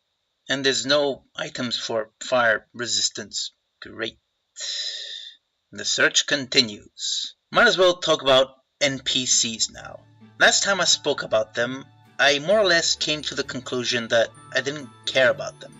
But since then, I have changed my mind. I now hate them. Let me explain. The first NPCs come if you build them a home to live in. And some NPCs can be found while exploring, like the golfer for example. You can find him in the underground desert. Once you rescue him, you have to stop what you're doing, go to the base and build him a home. Then you go out and explore some more. That is when you encounter the hairdresser. You save her, stop what you're doing, go and build her a home. You go back to exploring, you encounter the goblin, you find him, free him, go back to base, build him home, you go out again, you find the mechanic, go back to base, build her home, rinse and repeat, forever and ever. There's so many NPCs, there's just so many of them. And in exchange for free housing and safety, what do they do for you? Well, the golfer plays golf. Nice shot. F*** off. That's why my village looks like shit. I don't care about them. No, I hate them. Guess what? It gets worse. I didn't know this at the time, of course. But NPCs have a happiness mechanic. Keep them happy and they give you better stuff. How do you keep them happy? Well, you need to find out what sort of biome they like and build a home for them in that biome. You can't just stuff them all in an apartment building like I did. NPCs also dislike other NPCs, so you need to find what NPCs they like and what NPCs they don't like. Then you need to put them together in the specific biome they like. Oh wait, they also have pets you need to find somewhere out in the map. And then they give you... what did they give you again? A discount! Yeah, no thanks. And there's just so many of them. Why is there so many of them? They do nothing. They'll suck. A party girl, a useless old man, and a furry. Great, fantastic. But there's some worth to this pile of dung. Two of them. The goblin, tinkerer, and the mechanic. First, the mechanic. The mechanic allows you to set your own traps. Now, I didn't use her much, but I do recognize her value. And second is the goblin tinkerer. He is awesome. He can upgrade your weapons, armor, and equipment in exchange for money. Okay, it's a random chance that he upgrades. Sometimes he makes them worse. It's luck. Good luck. One more NPC of note is Ernest the Barkeep. He is the one who I went to next to try and find a fire resistance item. From him you can buy something called a Eternian crystal. I don't know what it is, but it's basically a portal device as I understood it. A portal that could perhaps get me what I need. So I set up the Eternian crystal and tried to activate it, only to get this. Wide flat terrain, it said, so wide flat terrain it would have. This time it worked. But the portal was not actually for me, it was for these guys. The Eternial crystal thing is just a crossover event with Dungeon Defenders 2, so no fire resistance stuff. Fun, yeah, but a bit of a waste of time.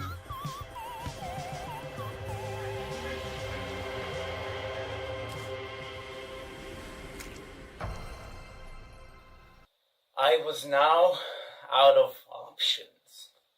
I could always use the wiki, but no! I will not stoop to that level!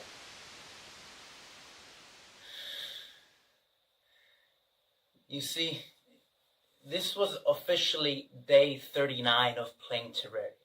That was a full week in the classical world. And I wanted to finish already. I grew desperate. And it was in this desperation that a plan was formed. You see, if I couldn't find an item with fire resistance to go to the underworld, I would simply go to the underworld without it. And to explain the brilliance of my plan, I first have to explain what you're supposed to do normally. Towards the end of the cavern layer, you can typically find lava and water. Mixing them creates obsidian. You can then craft obsidian items, but most importantly, you can craft the obsidian skull. This item grants fire immunity. I needed obsidian, and I walked right by it. So, what was my plan then? How would I avoid burning to a crisp while standing on fire? Well, I wouldn't stand on it. Back at base, I grabbed a stack of dirt that I would then place on the ground and walk on. And it worked. For a bit. It burns! It burns! It burns! I wasn't deterred and went back. The underworld, in truth, wasn't anywhere near as bad as I thought it would be. You know, for a lava-covered, infested with demons plane. I used my previous experience in the Masterworld to move around. And not all the underworld inflicts burning damage. Red buildings can burn. Black buildings, however, do not. It is inside these buildings that you can find treasure chests. However, they do not open unless you have a shadow key, the one from the dungeon. Underneath the buildings, you can find hailstones that can cause burning damage if you mine them. As such, I avoided them entirely. Big mistake, I'll tell you later. Enemies are what you would come to expect at this point. Teleporting mages, bats, and flying demons, except they do burning damage this time. In my time in the underworld, I replaced my mace and even got a sub-weapon, a fire staff thing. I traveled mainly underground, but while above ground, I would use the dirt to build bridges to cross building to building. As I was exploring in such a manner, something popped out of nowhere. The wall of flesh. I was not ready for this fight. The wall of flesh battle is an interesting one. It chases you while attacking with its tentacle mouths, while also firing eye laser beams at you. You, on the other hand, need to run away while jumping over obstacles and attacking it. And if you get caught by it, it will throw you away. This doesn't sound so bad, but it throws you randomly. Ultimately, I was fine while I was on the dirt path and got beaten when I wasn't, and was forced to teleport out. Looking back on it now, I barely survived. In order to fight the wall, I came up with a strategy to make this parkour battle into a straight line using dirt. This way I didn't have to focus on jumping over other stuff. But halfway through this project, the wall spawned in and gave me a lava bath, forcing me to teleport again. In the downtime between attempts, the main clone noticed something. See if you can spot it. Wall of flesh, I'll show you to throw me into lava.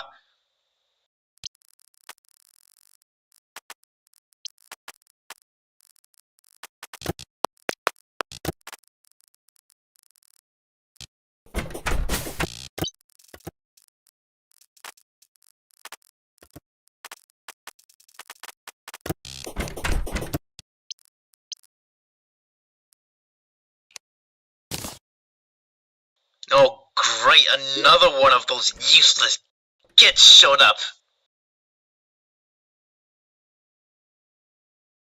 Where is he?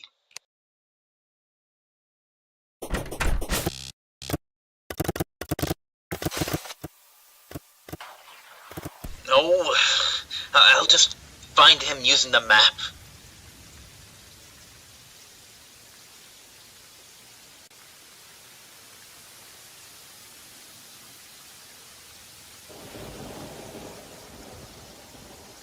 There. Huh? What's he doing there?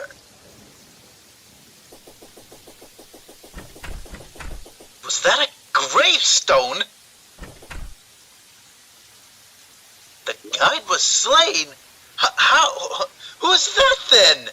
I learned of this later, but for the wall of flesh to spawn in, the guide needs to float down the river, if you know what I'm saying. And the other guide is there to replace the previous one.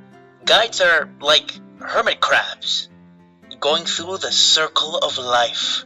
Anyway, now that I had the whole underworld mapped out, all that's left was to slay the wall.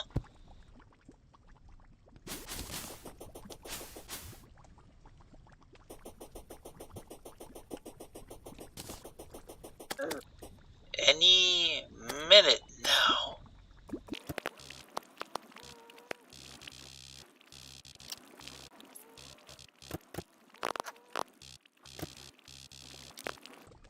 Any second now.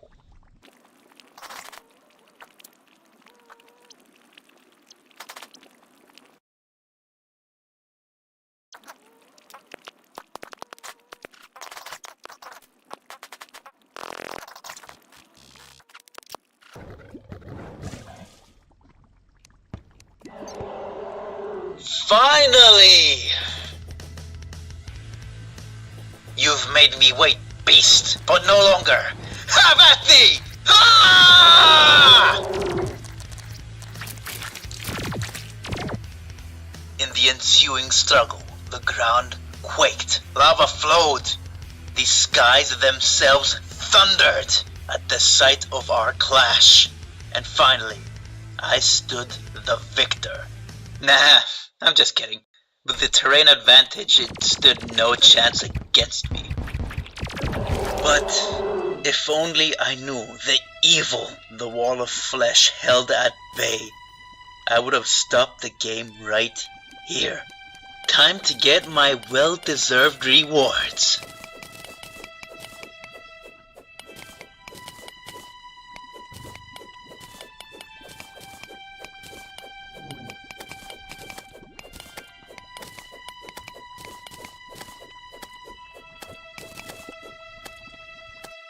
What is that? The hardcore mode activates. This is a hardcore mode now? No! Stop! Please, no! Please?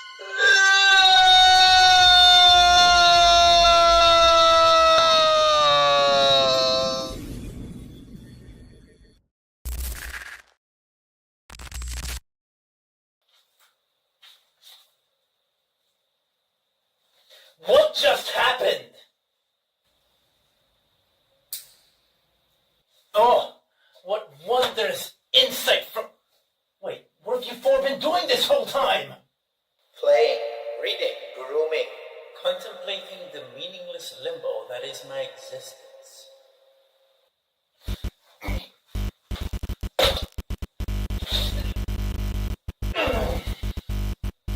You need them, Mackai. But they will suffer. I'll make sure of that. I knew the world had changed. I just didn't know how or how much. What I did know was the Master World had a hardcore mode that sucked.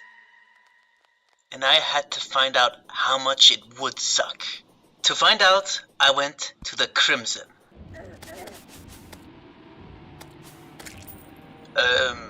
Maybe that was a fluke? Maybe it's just that the Crimson is bad?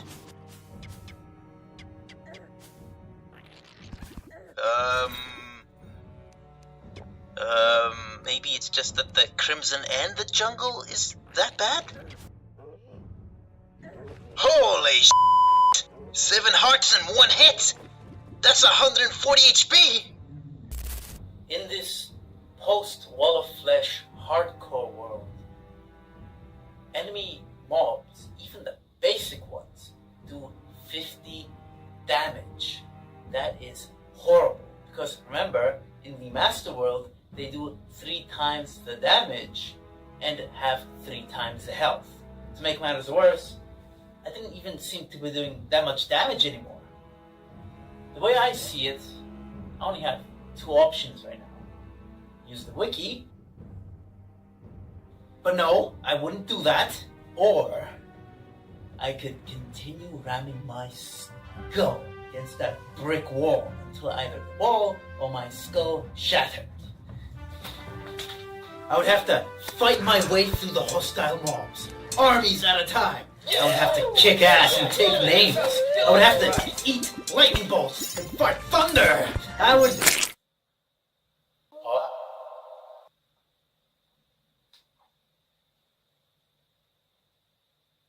The main clone was slain? Oh, well.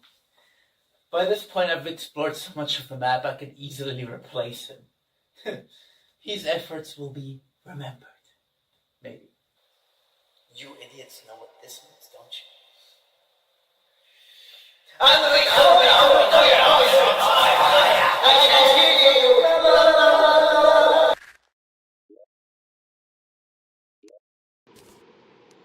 you! Losing the main clone turned out to be a blessing in disguise. As Lamb to the Slaughter #1 was arming himself, I noticed a drop item from the Wall of Flesh. A hammer. During all the commotion, I had ignored it as a weak weapon, but it's not a weapon. See, in Terraria, hammers are tools you use to interact with the backgrounds of the game. This was very telling, as I knew of an item in the background that normal hammers were useless against. Crimson altars. You can find these altars randomly throughout the game, but most heavily concentrated in the Crimson. My deduction proved true, and I set about destroying any altars I could find. Every time I destroyed one, a similar thing happened. I recognized these names. They were cliché fantasy ores you typically see in stories, but now my hope of going forwards. I set about finding them, and when I did, I couldn't mine it. What the hell? I found a different one. Still couldn't mine it. After my futile attempts, I tried explosives.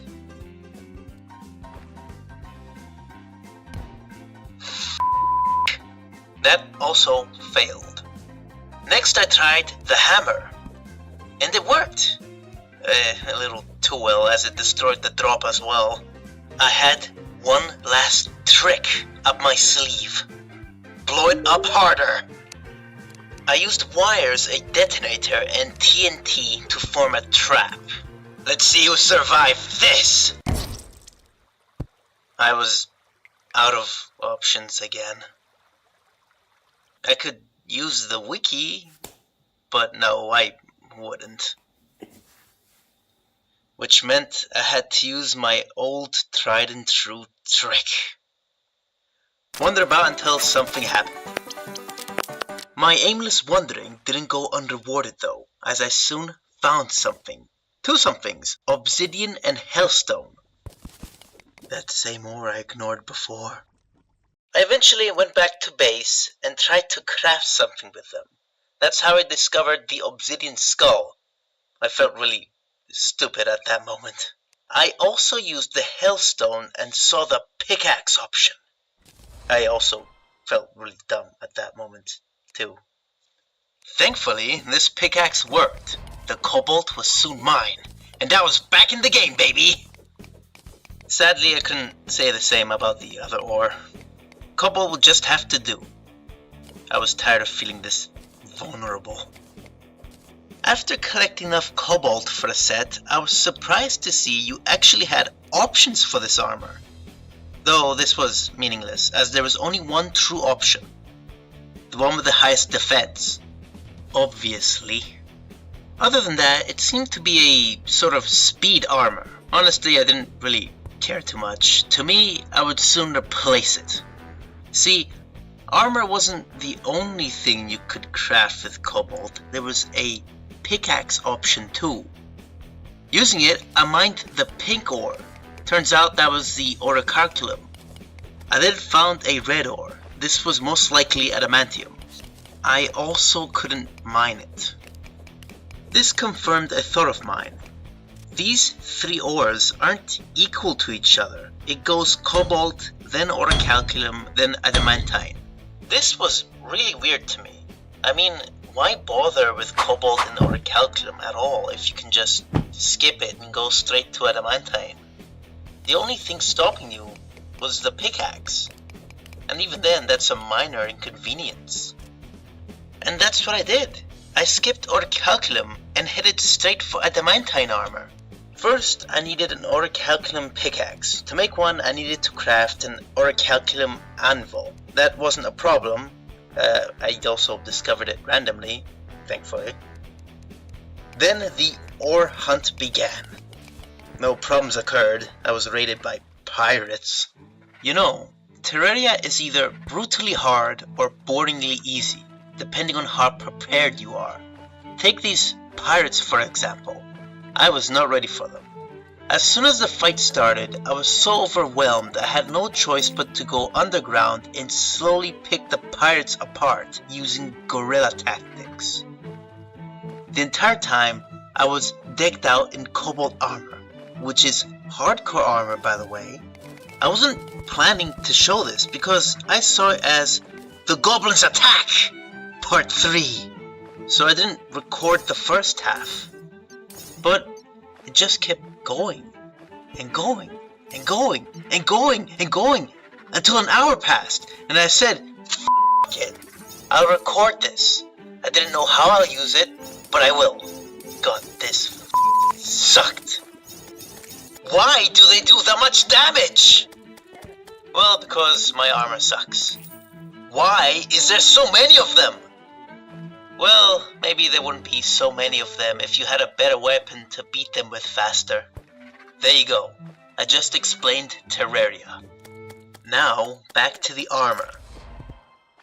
I had the ore, but I didn't see an option for it. This was after the 2-hour pirate battle, and that was after the 3-hour ore hunt. I was tired and frustrated. Did I even mention how many days I've been playing by this point? It was 44. and the armor didn't show up, the sun was in my eyes, the floor was wet, and a black cat crossed my path under a ladder, and did I mention the broken mirror? That's when tragedy struck. I trip and accidentally googled how do you craft adamantium armor in Terraria. Can you believe that? And well, long story short, I needed an adamantium forge. And no, it's not cheating, okay? It was an accident, okay? An accident. Anyway, how was I supposed to know that? I would have needed adamantium ore and a hellfire forge in my inventory simultaneously. 2 items that are never in your inventory at the same time ever while being close to a crafting station. Supposedly, the guy just straight up tells you. But he didn't say anything to me. Stupid guy, that's why no one likes you. Anyway, the armor, much like the kobold said, had an option, blah blah blah blah. I chose the defense one. It's the best option. Fight me, loser. This armor isn't what I thought it'd be. Sure, it's better than the kobold said, but that's like saying Charizard is better than Charmander. Yeah, no shit. What I mean is, I can take a hit, sure, but I'm not that durable either. It feels like I should be taking less damage with this armor, considering I need a cobalt pickaxe to mine orichalcum, then an orichalcum pickaxe for the adamantine. It's just lacking. Whatever. Now that I had a somewhat reliable set of armor to somewhat protect me, I could focus on my next issue, what to do next. That just means I wander about until something happens. Well, let's just talk about the map then. For the most part, it's the same, just stronger mobs as you know. There is one new difference though, the hollow biome. This biome is the counterpart to the crimson biome, where the crimson biome is dark and evil. The hollow biome is sunshine and rainbows, fielding rainbow slimes, pixies, and even unicorns to battle. Yes, I'm serious. But that's awesome, right? That means they won't attack us, right? Because we're the good guys, right? Just like them, right? Wrong! They still attack you anyway. The creatures of the hollow are firm believers of if you're not one of us, then you're better off not existing. Just treat it like any other biome. I do have one criticism with the hollow biome, and the crimson for that matter. These two biomes are supposed to be the polar opposites of each other. One is light and the other is dark. One is good, one is evil, as I understand it anyway. Here's the criticism. Why don't they attack each other? Is their hatred of you worse than their hatred of each other? I just can't help but feel like it's a missed opportunity here. I mean, watching NPCs fight each other is one of the most entertaining things you can do in a video game. Watching some guy run up to a giant in Skyrim only to fly off into space. Or what about in Borderlands, when you shoot off a Goliath's head and you step back and watch as it slowly starts massacring all his friends, growing stronger all the while. Will he become a Goliath or will they stop him? Or in Monster Hunter, when two monsters start a turf war, the sheer spectacle is through the roof. Did any of what I just say resonate with you? Anything at all? No, nothing. Am I the weird one here? Moving on. As I said earlier, I've been playing on this world for a while now. This being the case, I noticed a difference in the crimson. It seemed to be spreading. Now, I did already know it could do this pre-hardcore. There's this NPC called the Dryad. Her whole shtick is that she wants to exterminate the crimson or something. Talking to her allows you to see how bad the spread is. But it never changed. It was always 9%. And so I didn't give a damn. But now? Oh boy! To make matters worse, the hollow is spreading too. This is a big problem. and it would need to be addressed now. Thankfully, you can buy purification dust from the Dryad. I went left to the desert right next to the spawn and got to work.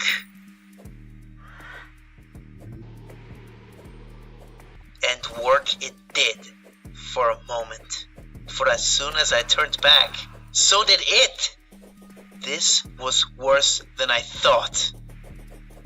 I would quite literally have to spend hours, maybe days on this. No way in hell was I gonna do that. Thankfully, I didn't have to. Talking to the Demolist NPC, he said this. And I was convinced.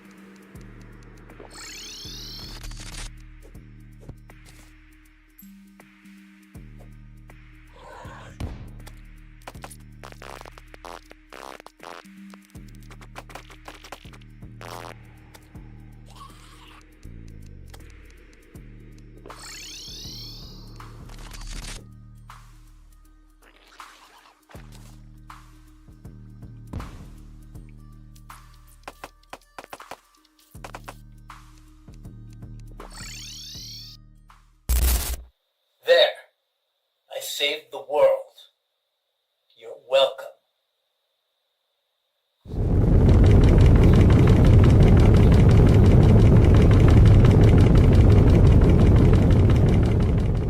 What was that? Clone 3, on guard. There's something coming your way. I know, okay, I know. You don't have to yell at me, you useless son of a bitch. What? Is that the appreciation I get for showing concern over my loyal minions? What? Of course not original. You just must be tired from all the hard work you're putting in. And are hearing things. Is that so? Will you be, staying here, sir? No. I have more important things to deal with. Just don't lose. You don't have unlimited hearts. Mackai, out. I'd rather deal with a giant subterranean slug than talk to him. Ah! This is the Destroyer. It's one of the first hardcore mode bosses you will encounter. Its main attack is burrowing from below to strike, while placing its long body to any place it spin by, doing damage on contact. The segments of its body also have laser beams. Good luck dodging that. And the last thing it does is spawn minions. And that's it. Despite its lacking repertoire, I wasn't able to harm it. Look, that's all the damage I did to it. And that's with an adamantine weapon. I was slowly whittled down and forced to retreat. I lost hope after that. I had, to my knowledge, the best set of armor I could get my hands on at the moment. And it wasn't good enough. So, I had to carry on. But merely one in-game day later, this happened.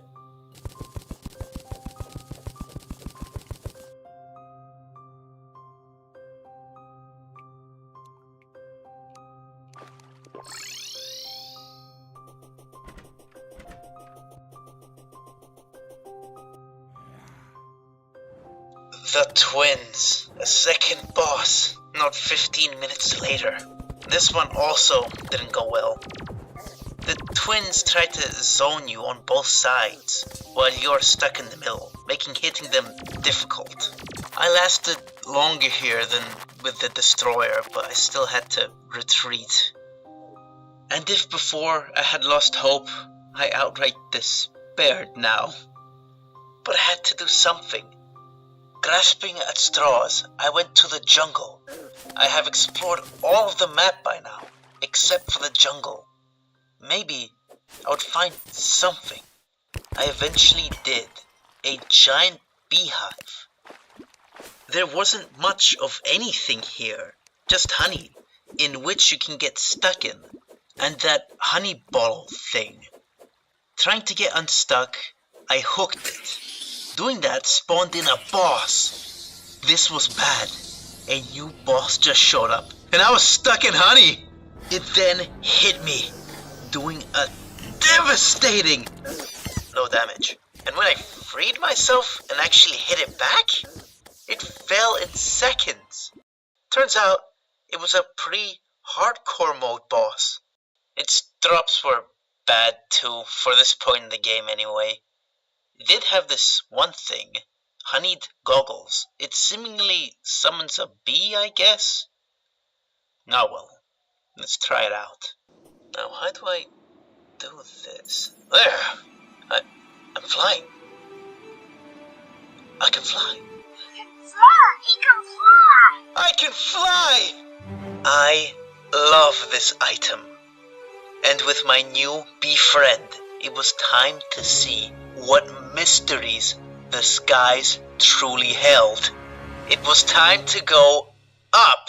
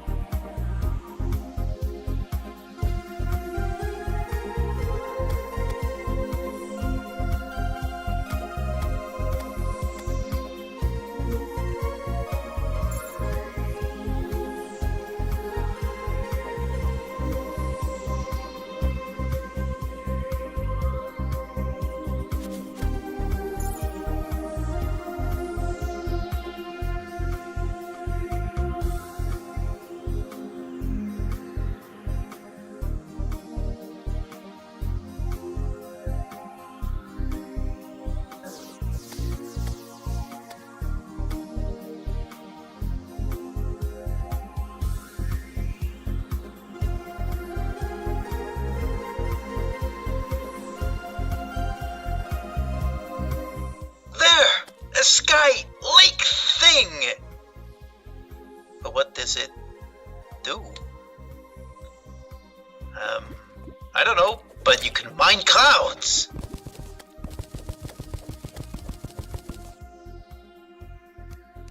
Let's move on.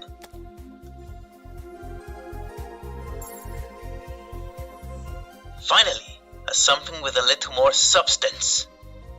And there's a house too! But no one lives in it. And that's it. So far, the skies seemed a little docile, especially compared to the rest of Terraria so far.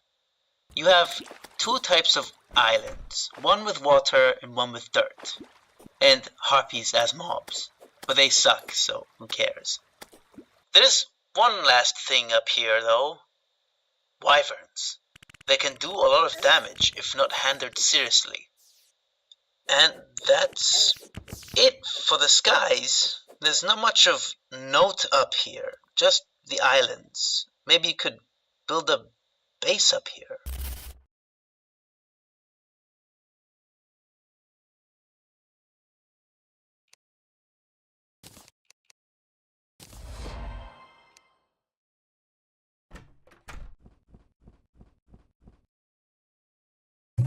By this point, it felt like I had seen all the map had to offer. The only way forward, seemingly, was bosses. Skeletron unlocked the dungeon. The Wall of Flesh started the hardcore mode, and then these guys appeared. I had to beat them somehow. But how? What's more, I accidentally fell again! And it happened to Google in Terraria, what is the next armor after adamantine? And whoops! I guess I know now. After all, we can't let knowledge go to waste, right? Oh, and it's Not cheating, of course. The next armor was Frost armor. In order to get it, I needed adamantine bars and frost cores. How do we get frost cores? You get them from ice golems. Where do we find them? In the ice biome during a blizzard. Got that? Let's go! We have to walk through a blizzard! Ice golems are tough. I'd go as far as to call them mini-bosses, and I needed to beat 3 of them for the armor. After that, I descended below in search of adamantine ore. I got all the ore I needed for the armor and created it, is what I would like to say.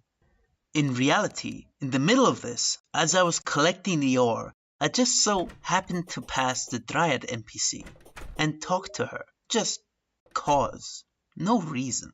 What I saw shocked me. The Crimson and Hollow biomes were still spreading.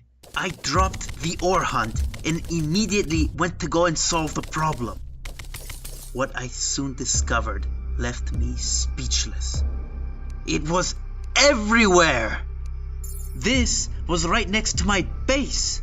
I quickly returned back, got as many dynamite sticks as I could, and ran back. Things were bad. The spread was way more serious a problem than I first anticipated. And I couldn't stop it either. Purification dust was useless, just like trying to empty an ocean with a bucket. It's an exercise of the insane, doubly so as you actually need to buy the purification dust to, save the world. Greedy bitch, I don't have the money. This world was f***ed. I can't save this. But that was okay. I had a plan. Save my own shit.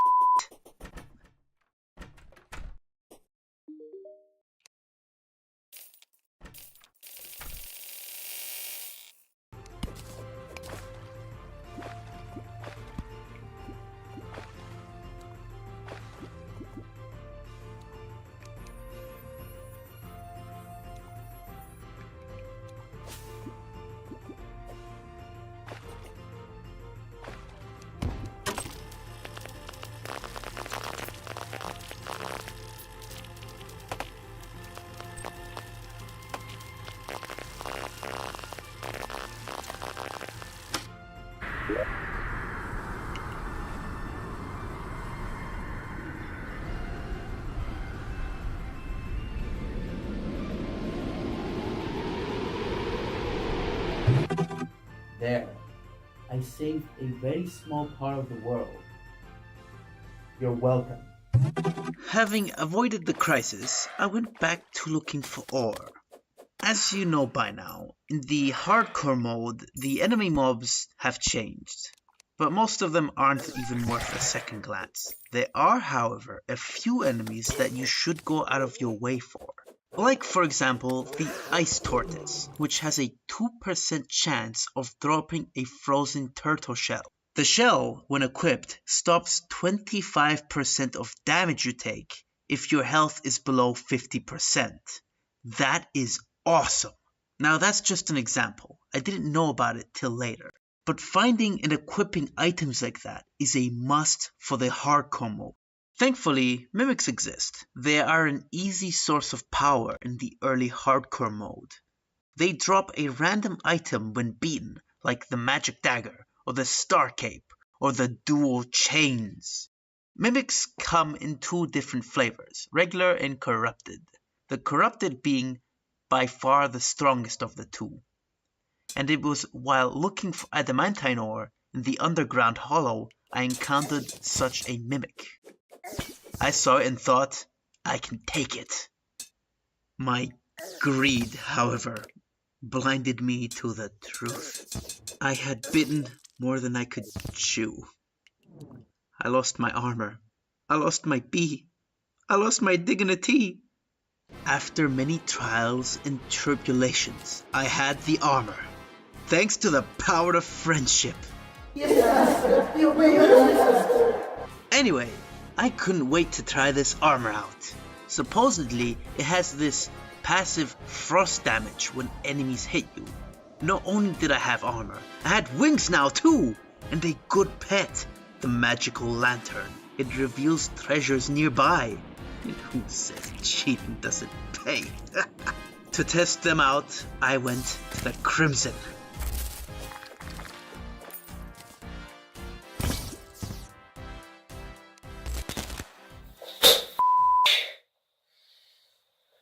We lost everything! We lost the armor! We lost the wings! We lost the pet!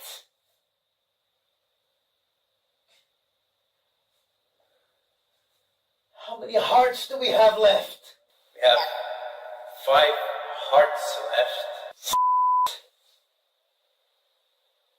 I have to search for more hearts again.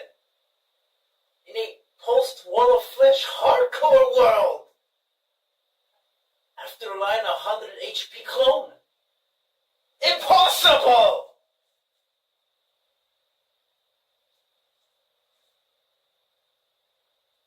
I need a plan E. I will send the clones to get hearts and everything we've lost along the way. No! No! No! No! No! But this time, it's gonna be a multiverse. No! Everyone loves multiverses, right? And it's not cheating, okay? It's not. And thus began the third Great Clone Heart Search Massacre.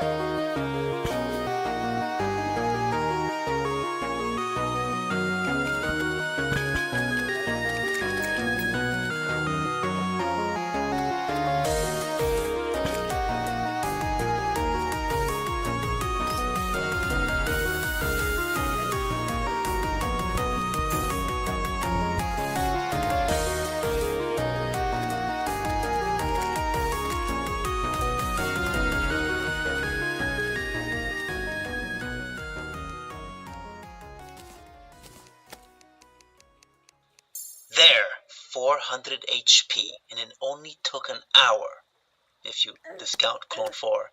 But I made up sterner stuff than that ugly fool. Now to get the rest of my stuff back. First up, the bee.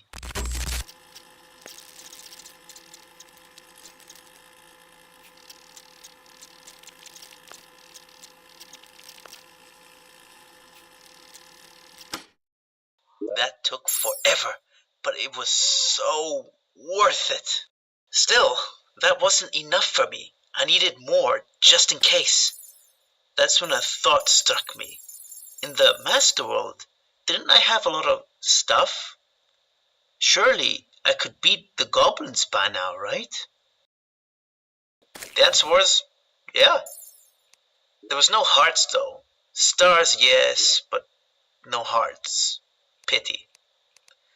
I could go to the post-Wall of Flesh hardcore mode world now, but I decided to go get some more hearts. That decision turned out to be a poor one. See, I had found this potion called Teleportation Potion. It randomly teleports you to some place on the map. I used it. It placed me someplace I hadn't been to before. In all the time you've been watching this video, you've no doubt noticed this one thing, that in Terraria, unknowns are the most dangerous thing that exists in the game. All progress wasted. Understandably, I was sick of that world after that and made a new one. And no, it's not cheating. Things progressed smoothly in this new world. 40 minutes in and I was nearing 400 HP. I had found myself near the dungeon with a cobalt pickaxe and thought, why not dig my way in? Turns out, that's what happens if you don't defeat Skeletron first.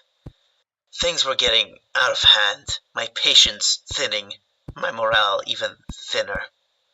But it is in these moments that Mackai bounces back. I had an idea. There's this sword you can find on the Sky Islands called the Meteor Sword.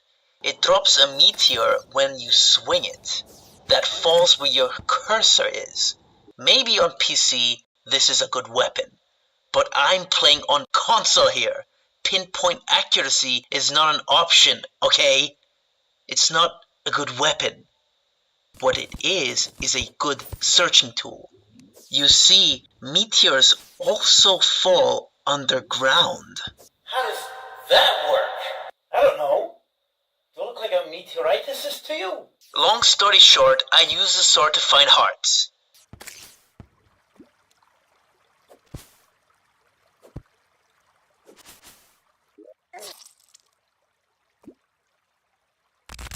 It's not cheating. It's not cheating. It's not cheating. It's not cheating. Look, I can keep talking in circles, but I won't. I found hearts. I made orichalcum armor. I got my damned bee back. I made a pair of wings. You can't see them, but they're there. Finally back to full power. I can now safely look for hearts.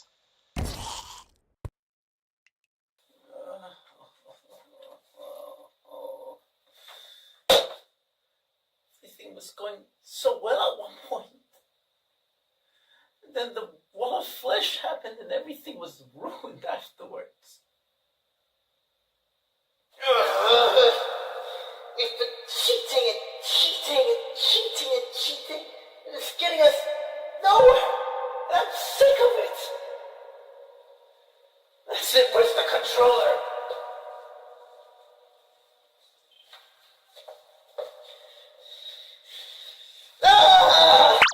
We here at Mackai Lorien Productions do not believe in self-harm. And now, back to your regularly scheduled programming. Same Mackai time, same Mackai channel. P.S. Clone 5 was unable to press the button because he's a ghost.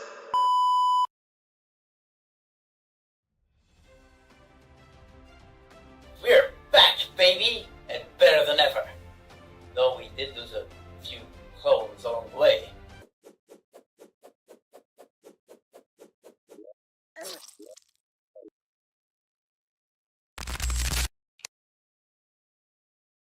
the important thing is we have a surplus of hearts. Hopefully. And we even made the frost armor. And I didn't even have to cheat to do it. But let's just say I did, which I didn't. But hypothetically, I didn't, though. But let's just say I did, for the sake of a conversation. More specifically, let's say I saw how to make certain weapons and equipment, like the Anth shield, for example.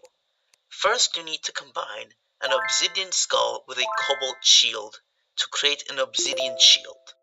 That's the first half of the combination.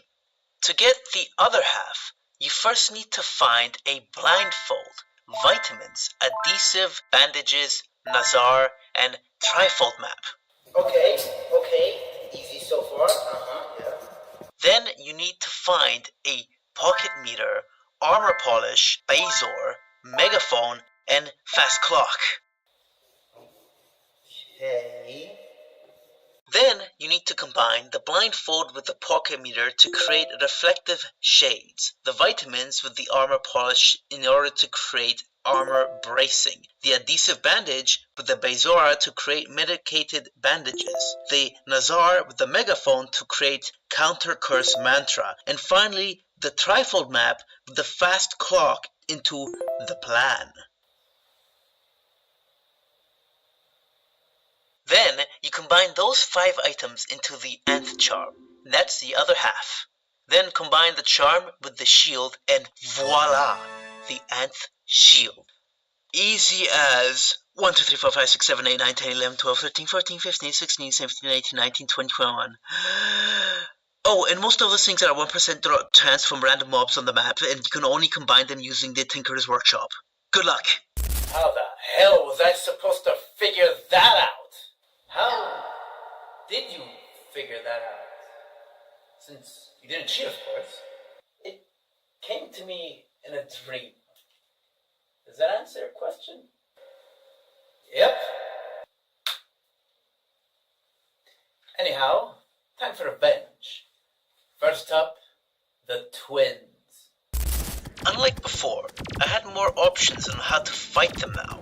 First, there was a meteor staff, in case they got too far away from me. And the second was the bee. I could escape in case they tried to corner me. I slowly whittled them down until the second phase, or phases in their case. Each one has a different transformation. One grows a laser rifle for an eye, the other a mouth that vomits fire. Be careful of the mouth one. It doesn't deal much damage, but it does last a while. With the twins, you don't have to fight them both in the second phase at the same time. You can choose. So focus on one and take it down first, then the other, and you'll have no problems with them. Defeating the twins turned out to be a sardonic victory. One of the drops was hollowed bars. You can make armors out of it. All that time to get this stupid frost armor, only to be replaced in 10 minutes. Although this armor is awesome. The style, the grace, the cape, and it has a passive dodge ability. Incredible. Now this is armor. Look at it. Look at it. It's perfect. The Destroyer would make a good test for this armor. I don't know what happened here. It was laughably easy.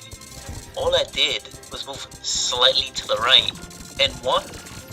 I don't even know if it had a second phase. That's Terraria for you. There's one more boss to talk about beyond the 2 we just talked about. I encountered it earlier, but didn't show it. Well, because it's the Skeletron Prime! This idiot again, only with more hands. Destroy the hands, that leaves a spinning head. There you go, bada bing, bada boom. After beating the 3 morons, it was back to wandering about. Didn't see that come, did you? Frustratingly, I had to rely upon the guide, hoping he would give me something to do. He did.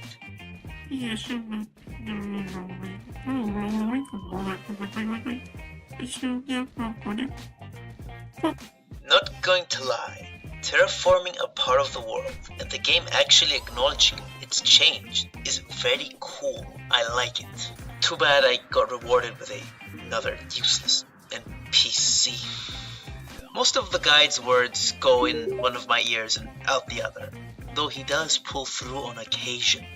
Fruit that can increase life in the jungle? Why haven't I seen it before? Wasting no time, I investigated, and it was true.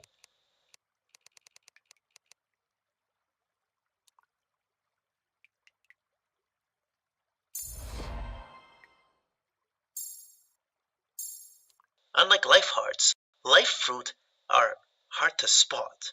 I actually collected some before I even got to the first fruit. I didn't even notice. The jungle held more mysteries than just the life fruit, though. A new ore. Chlorophane ore. I must have passed it like 1,000 times before now. It blends in so well.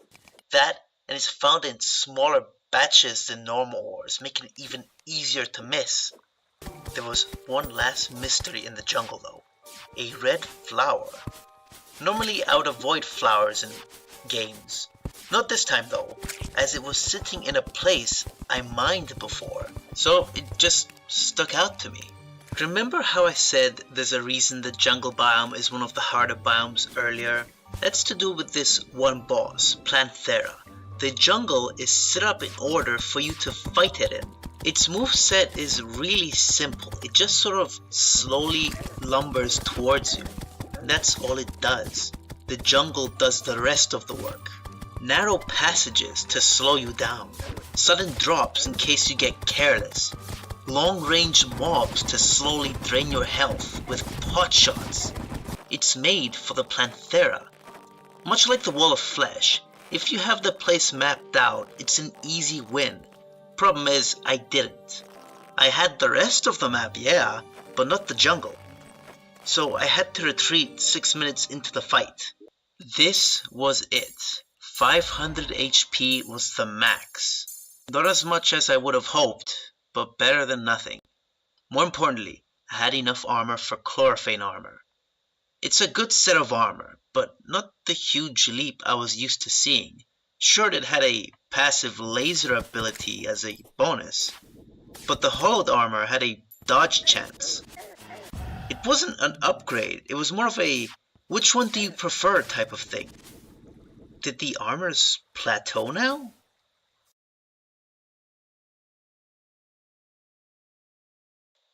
Due to my past in this game, I felt like failure was only a matter of time. So to save myself some trouble, I looked for more life fruits, just in case.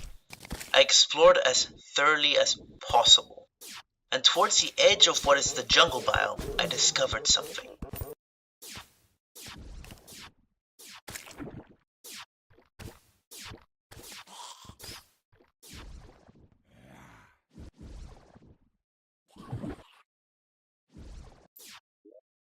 I am new to this YouTube thing.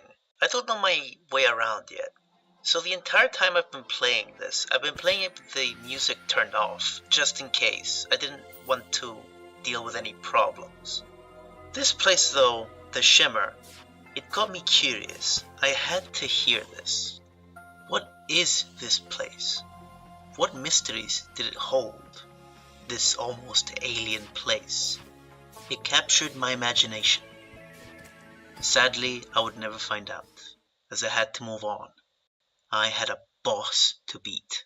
Planthera, as I said before, is easy if you have the place mapped out. In phase 1, it just walks towards you. In phase 2, it walks towards you while trying to eat you. That's it. I have no idea how I lost this thing. One of Planthera's drops was an item called the Jungle Key, and I knew exactly what it did. In the jungle, there's this locked door that requires a key to open, and I did just that. This is the Jungle Temple, and here you can find lizardmen and flying snakes. They are nothing by this point in the game. this next thing is a bouncing spike ball trap. Yeah, so what? I couldn't see it. Oh. The mechanic sells an item called Mechanical Lens. It allows you to see wires. And after all the traps I've encountered in Terraria, I wear it on me 24/7. You can't see traps in here.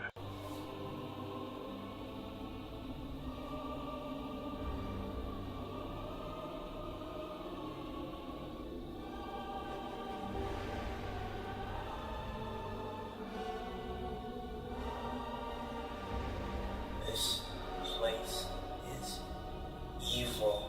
Superman has kryptonite, Batman has dead parents, and I have traps as a weakness. For me, the tension I felt while walking through the jungle temple was real. I was terrified. I was too far in this game to fail now. And oh my god, this place was filled with traps. Wooden spikes, spiky poles, flamethrowers, roof spears, sudden falls into spikes, and super dart traps set up in a way where it doesn't allow you to dodge them. And this place is narrow. Good luck avoiding stuff. Then there's the mobs that can trip you up if you're not careful. I walked the whole way, using my trusty pickaxe to test the floors for traps along the way. Eventually, I had reached the inner sanctum. There's going to be a boss fight. Well, that was obvious. What wasn't was, the room was also filled with traps. Come on, that's no fair. You're supposed to use the tension built up through the traps to hype up the boss fight. Not add more traps into the room. It's bullshit. I've never seen that before. Before I addressed the clearly important floating golden cube, I felt like cleaning the traps was the way to go. And sure enough, it was a boss fight. Never would have seen it coming. The golem! It uses chain fists to attack, and this really telegraphed ass stomp. Once its fists are down, it resorts to a mouth missile attack, and laser beam eyes. Then phase 2 hits. The head separates from the body, trying to zone you, shooting laser beams, while the body tries to pursue you with ass stomps. Man, I would hate to do this battle with all the traps in the room. Upon beating the golem, all the traps in the temple turn visible. It was him. He was hiding. Revive him, so that we may slaughter him once more. Well, you can, using a power cell found in the temple. This way you can farm beetle husks from the golem, in which you can craft a beetle armor. It's a heavily defensive armor. Not sure if it's better than the armors I already have though. After the golem battle, I was once more directionless. As such, I went to... You guessed it. Hooded people in the dungeon, you say? Well, this will be interesting. Pardon me, gentlemen. Gentlemen? Lunatic devotee. Mysterious tablet. I've seen enough. I wasn't expecting a boss like this. This was interesting, though, as this was the first person, not a monster, for once. The lunatic cultist is a really flashy fight. He can teleport, attack with a wide variety of magical attacks, create clones, and summon ethereal dragons. This was a fun fight. If you've gone this far though, you should be able to handle it. But right after beating him, there was a second boss fight. What is going on here? Blue health? And it's gone? Or not? Was the cultist trying to summon aliens? Oh, that's the boss. The Stardust Pillar.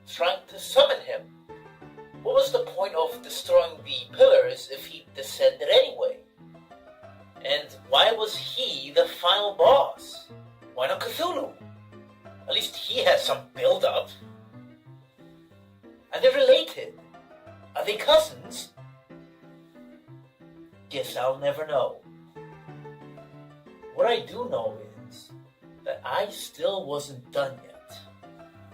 After all, I said that I would defeat this game on the hardest difficulty possible. And because I said so, I will. Because that is the Mackai way. But I'm not going to lie. This shan't be easy. I would have to strategize and use all my brains for this. Right, guys? Yeah! Now, for the final time in this adventure, let us go. Hello! Mackai here! Just a little quick couple of notes I want to give out before we end this. First is the Zenith Blade. It's the ultimate weapon in the game. You can craft it after beating the Moon Lord. It's made up of various swords you can find throughout the game. The only difficult one to get though is the Hero's Sword. You can find it some random place in the cavern layer. Luckily for me, I already found it at day 22 in the Master World. All that time I spent in there didn't go to waste after all. And the second thing, once beaten, the Moon Lord drops a bunch of useful stuff. Staffs, swords, books, even a portal gun. Yeah, the one from Portal. One of these drops is an ore. Luminite. If you combine the ore with fragments from the pillars, you can craft the ultimate armors of the game.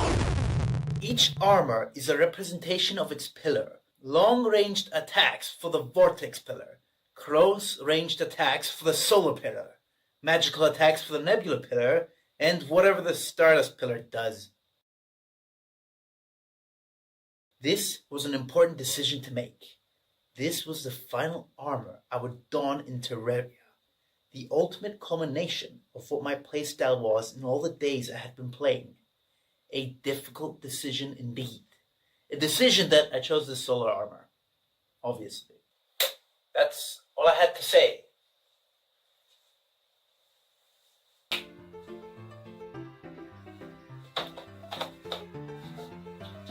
Someone just pause me. The first thing I did in the Master World was go to the dungeon. I didn't have to actually do that, as Skeletron is an optional boss, but I needed to test things out before tackling the Wall of Flesh. Turns out, I'm really strong. Oh, and about the UFO mount, I stole it from some aliens. Bosses in Expert and Master Worlds drop treasure bags that contain all their respected drop items, as well as boss relics. Sounds cool. What does it do? It does nothing. It's just a glorified statue. Oh, that sucks. Now that I knew how strong I was, I headed for the wall. And it's gone. This was my next test, a hardcore mode boss. And it's gone. Maybe I won't have to use my brain after all. I think it's time for a montage.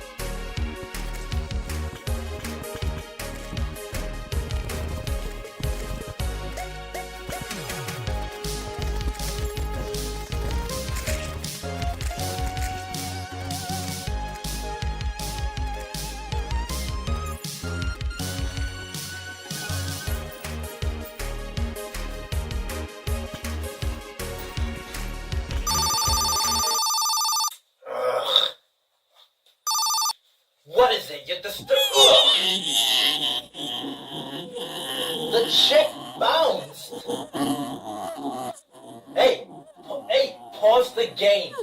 I'm talking business over here. Look, I'm sure we can figure something out. Hey, shit, we can figure something out.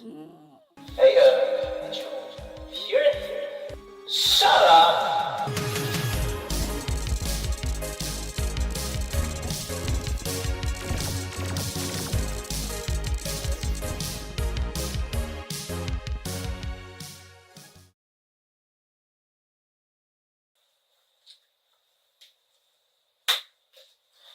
Great, now I'm in debt. Oh hey, where'd you go? Oh, I was just bargaining with... What is that? Oh, it's the Moonlord relic. You beat the Moon Lord? Yeah, we're done now, right?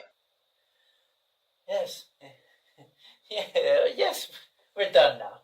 Oh, wait, there's this one small itty bitty thing that... We weren't recording, you fool! What? Didn't you hear me? I said to pause it. Now I'm gonna have to do it all over again. We can't do it again. I almost died to the nebula and vortex pillars. Really? Even with the solar armor on? Yeah. I guess we could use the celestial sigil to summon him. And we could probably get away with it too. I mean, who's gonna know we've done that? Hey, aren't you recording right now? Wow, the lunatic cultists and pillar rematches were intense, weren't they? My dear, beautiful watchers. What? You didn't see them? No, that's not possible. You must have blinked. Oh, I know. Let's go over the footage one more time. This time, try not to blink.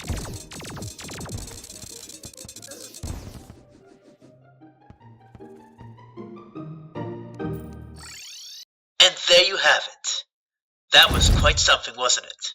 Anyway, the Moonlord. For him, I actually had a strategy in mind. See, he likes to keep you close to his center in order to attack you.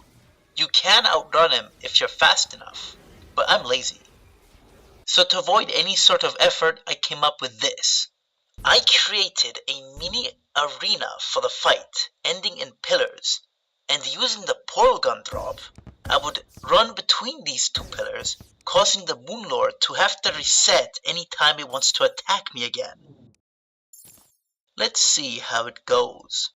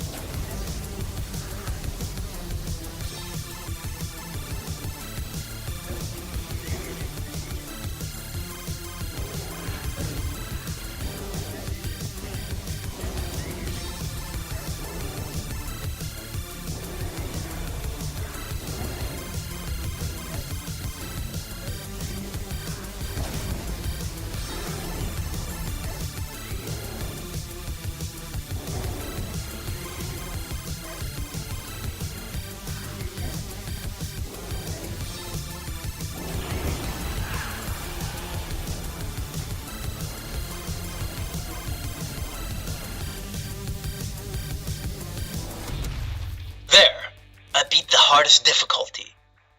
Doing that grants you 2 extra equipment slots, and the Celestial Starboard. Although, I'm not really sure what the point of extra item slots is when you've already beaten the entire game, but there you go. We done now? Yes! We're done. Yes! Oh, man. It only took 52 days. That's Terraria. Even now there's a ton of things I haven't spoken about. Like all the other bosses. Like the Deer Claws that drops the best acts in the game, or mini biomes, like the graveyard biome that appears if too many tombstones gather near each other. And there's a ton of pop culture references in this game, like Tim, the Wizard, Gamer Girl Bathwater, and even the Golden Shower Spellbook. Disgusting. I'll admit it, I severely underutilized the building mechanic in this game. Who knows what limits it has? I certainly couldn't discover it. And the NPCs, I didn't like them, but I also underutilized them. Did you know they have teleporters? I didn't. The only thing I focused on was exploration and combat. And let's talk about combat for a second. Look at this. Combat, from the start of the game until the end of the game, is night and day. It looks like a different game. Normally in other games, all that happens is that you look cooler and the numbers you do go up.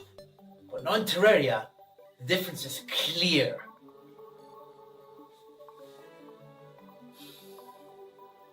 Despite all the days I've spent on this, near 2 months now, it feels like I don't know if I like this game or not. But that's my fault. Maybe if in the beginning of all of this I didn't choose the hardest settings, maybe if I used the Wikipedia more to find out things, maybe I'd have a different opinion. But I didn't, so I don't know. In the beginning of the video, I likened Terraria to Minecraft. But it isn't. It's its own thing, with its own strengths and weaknesses. And an extremely loyal, rabid fan base that will search for me when this video is over. Because mentioning Terraria and Minecraft in the same sentence is taboo.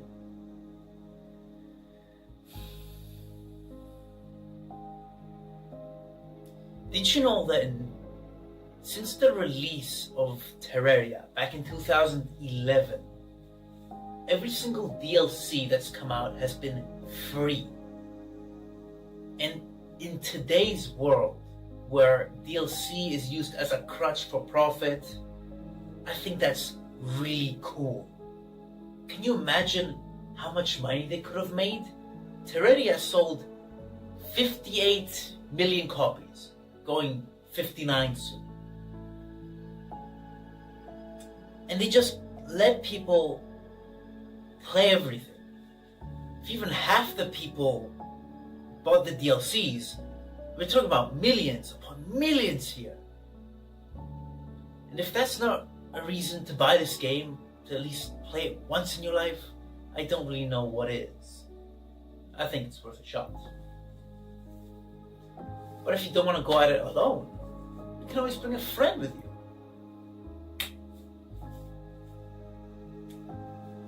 But not me though.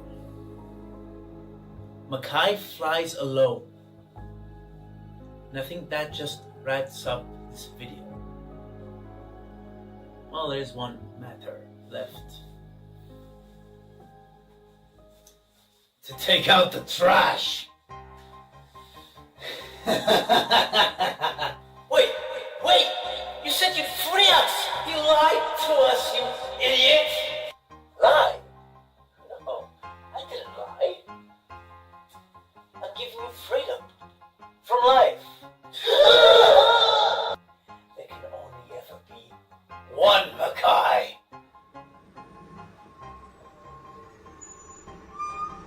Hey, wait!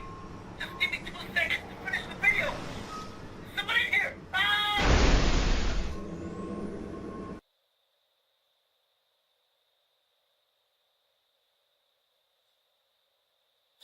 This has been Andy William Mackai, signing out.